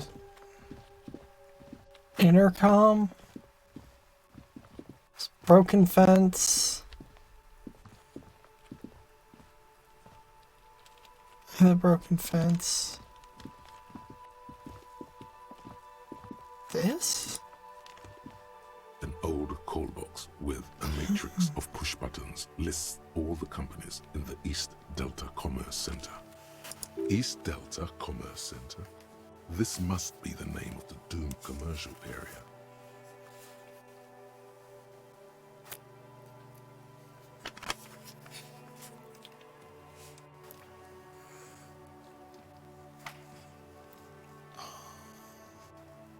This button looks new, but someone has removed the name card. Nothing happens when you try to ring it. Huh. This button looks new. It's probably not connected yet. Takes a step back, inspecting the other names on the list. East Delta Pinball. Silence. No one answers your call. Main Hall, Building B, Whirling in Rags. Nothing happens after you ring the doorbell. They don't want to talk to you.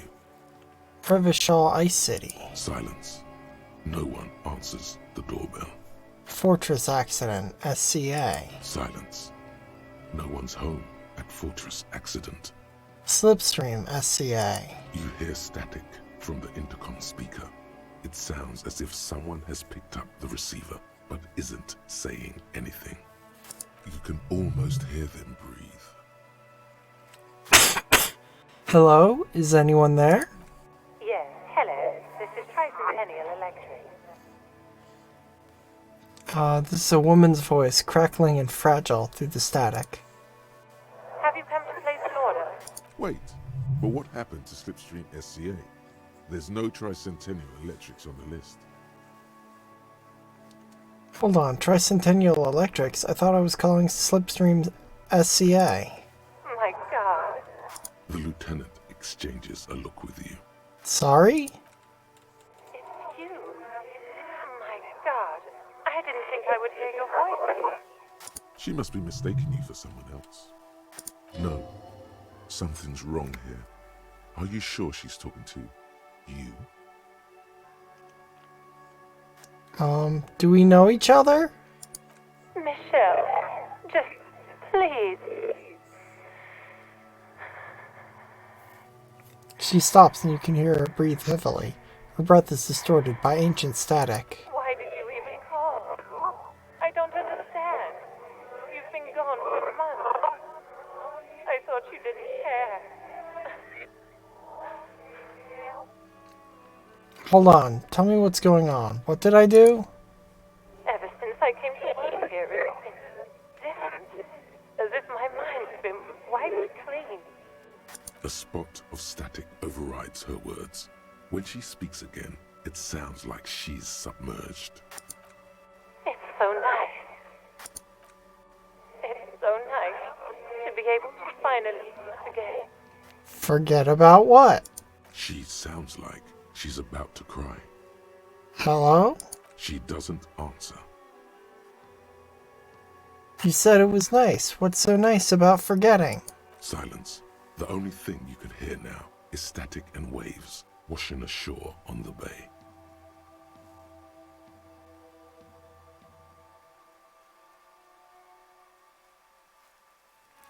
Alright, it's a goodbye then. You press the number sign on the keypad that terminates the call. 12 name cards on the call box read.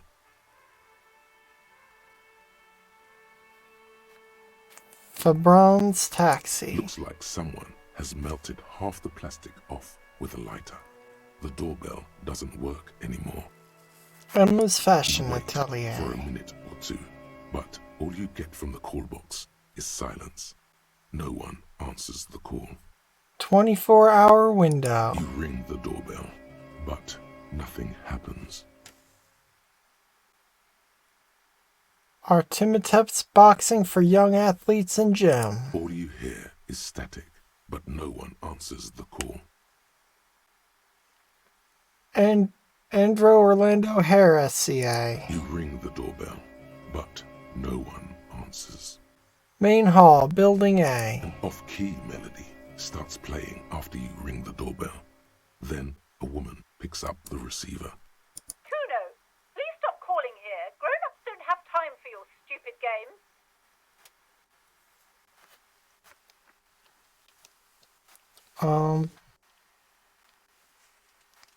This is the police. Please open the door. Oh, I'm sorry, officer. I thought you were... There's a spot of static that overrides her But words. the doorbell is broken, and the bookstore shouldn't even be on the list anymore. So I can't help you. Please don't call here again. Thanks. A single beep indicates that the line has gone dead. Okay.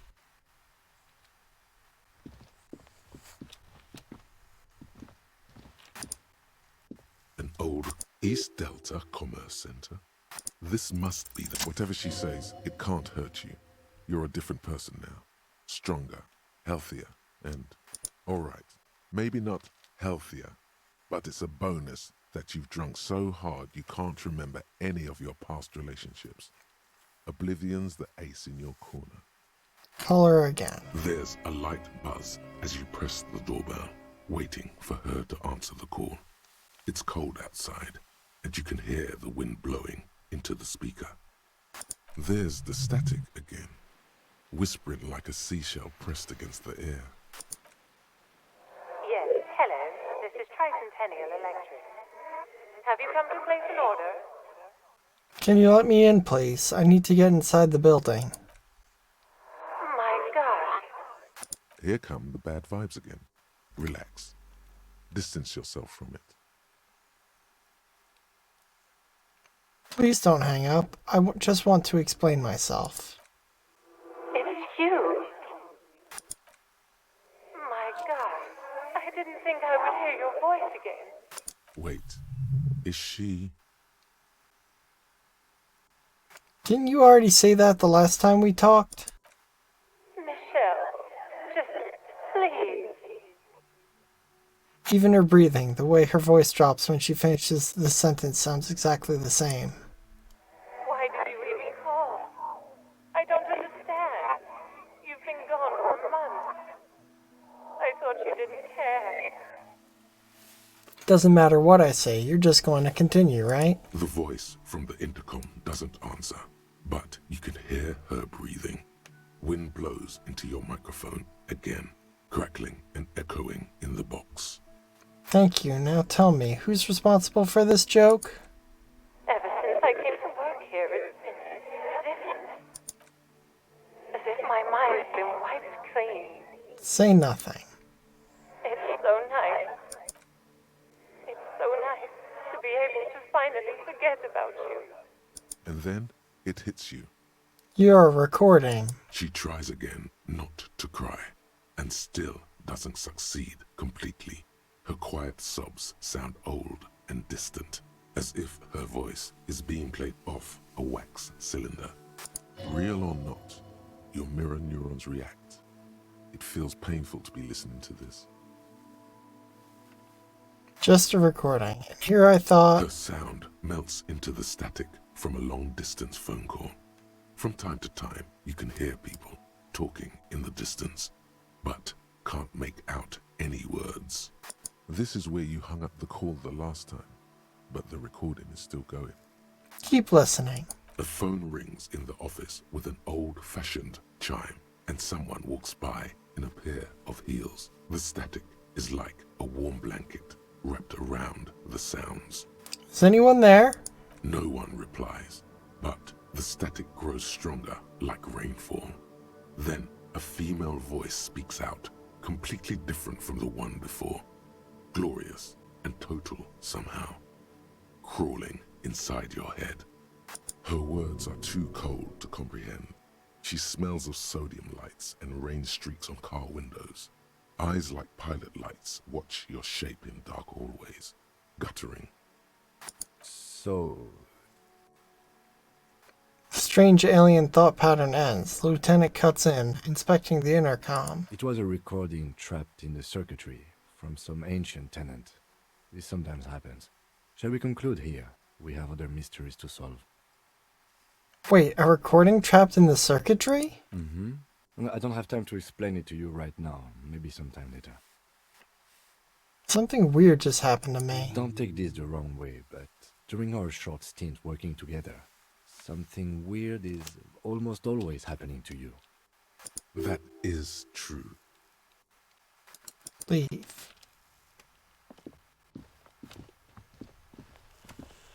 Okay. Well, that was a fun little distraction.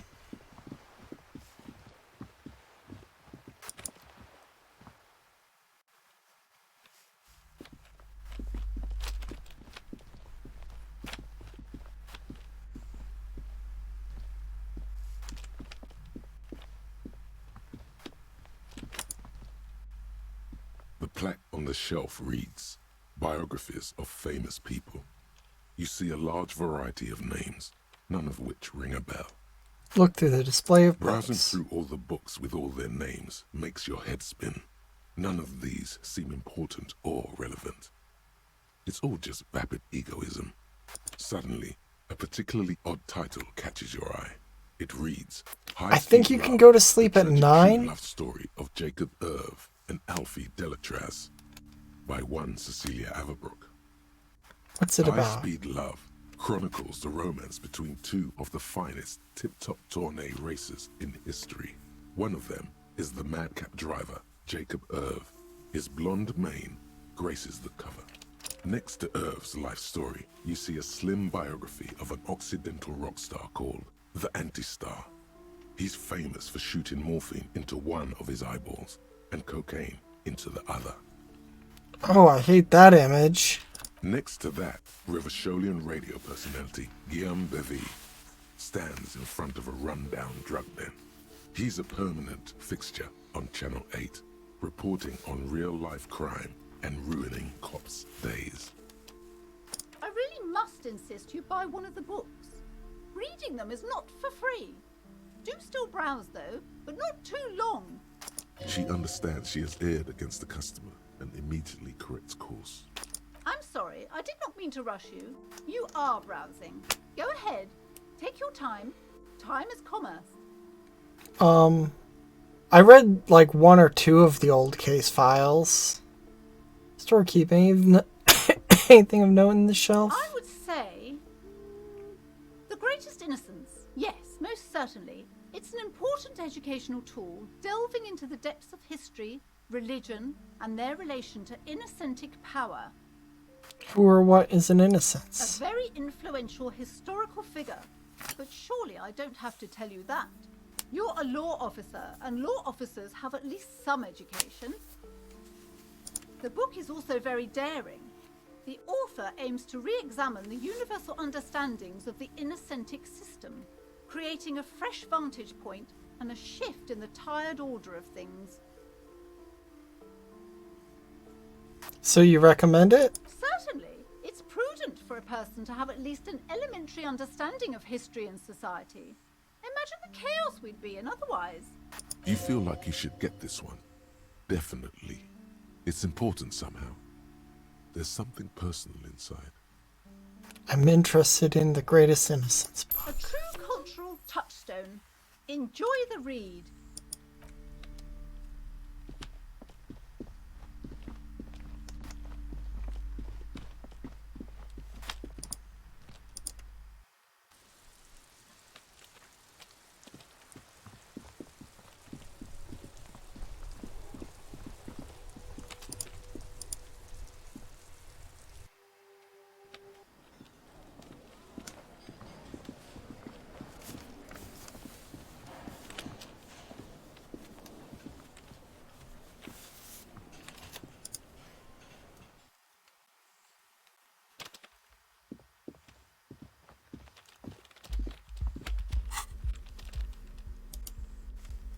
The Greatest Innocence by João Paulo Salomão Lopes de Fuego.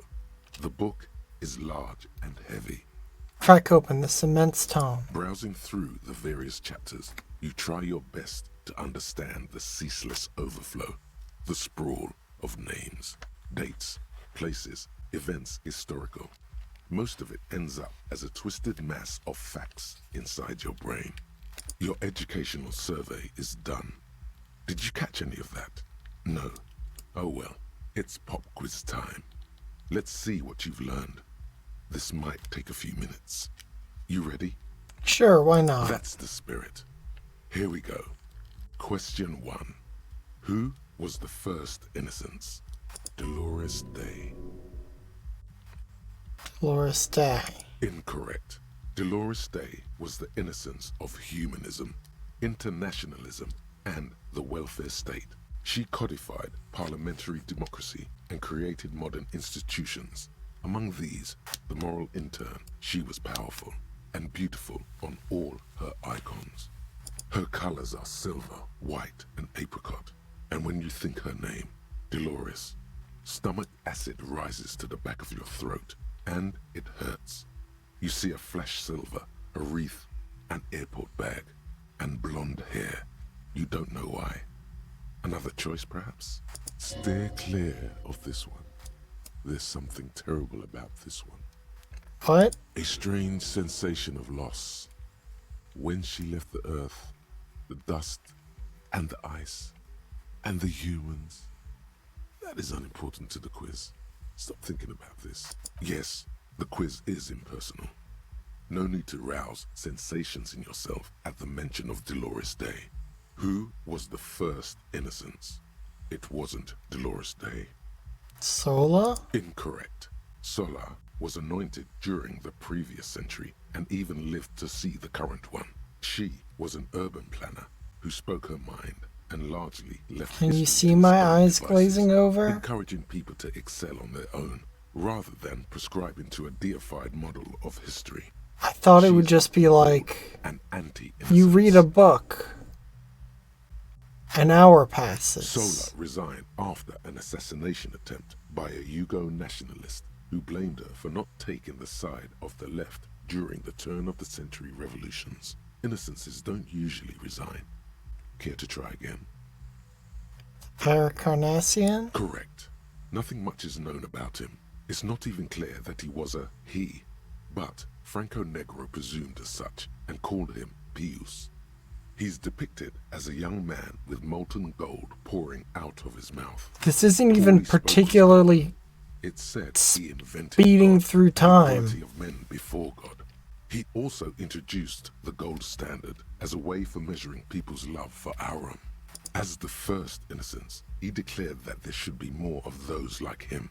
It is presumed his disciples were the beginning of the Holy Party. Question 2. Who was the strongest innocence? Easy.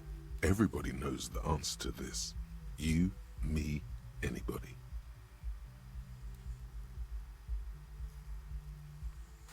Vesper Messina. Incorrect. Vesper Messina is not a person, but a defunct state on the southeastern coast of the Occident. It used to take up most of the peninsula before separating into the republics of Vesper and Messina. Care to try again? I'm a gnome, and you've been gnomed! Gnoming me. How dare you gnome me? Correct. Named the innocence of militarism, he codified hereditary rule, but at the same time ended serfdom and established the Inter-Isolari Real as the global reserve currency. He also established the concept of the nation. Franco Negro attempted to solve the rising tensions between the aristocracy and bourgeoisie by building a unified society in which every man has a place and a mission, but at the same time may rise to nobility provided on the strength of his virtue. Question 3. Who was the false innocence?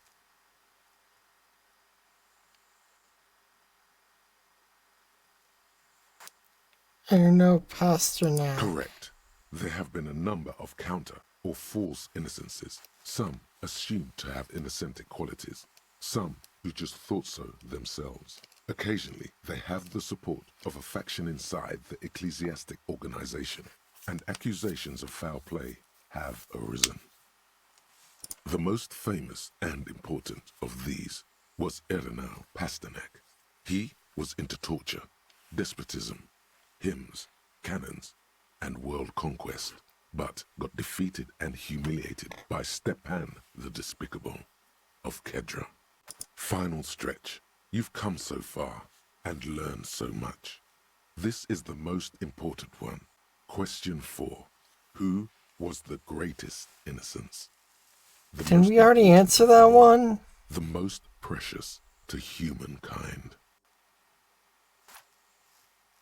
Horse Day. Correct. The Mesk might see Franco Negro as the father of nations, but as of this century, there's been a great shift in attitude.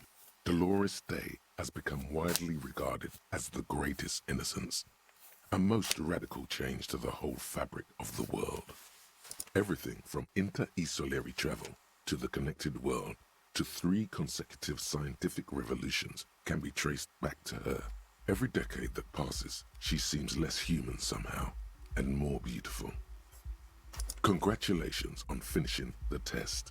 The results and your subsequent grade have been calculated. You get a C, vaguely passable. A solid effort with nothing much else to show. Nice going, mediocrity man. You would have done better if you just left Dolores Day for the end. Dial the Dolores Day down a bit.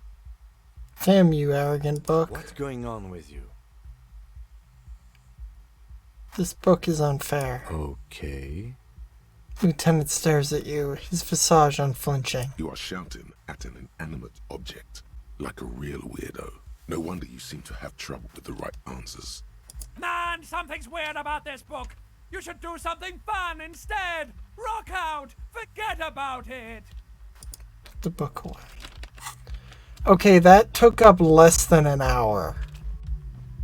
I was gonna end the stream with the beginning of the 3rd day, but I really need to call it here because I really need to eat before stuff.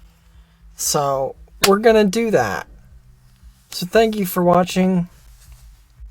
I love you very much. I'll see you next time, where hopefully we'll do more. I feel like I didn't do much this time. Or, like, the first half was productive, and then after that, it wasn't. But we'll see how it goes. So yeah, thank you for watching. I love you very much. See you next time. Remember, Black Lives Matter, defund the police. Bye-bye!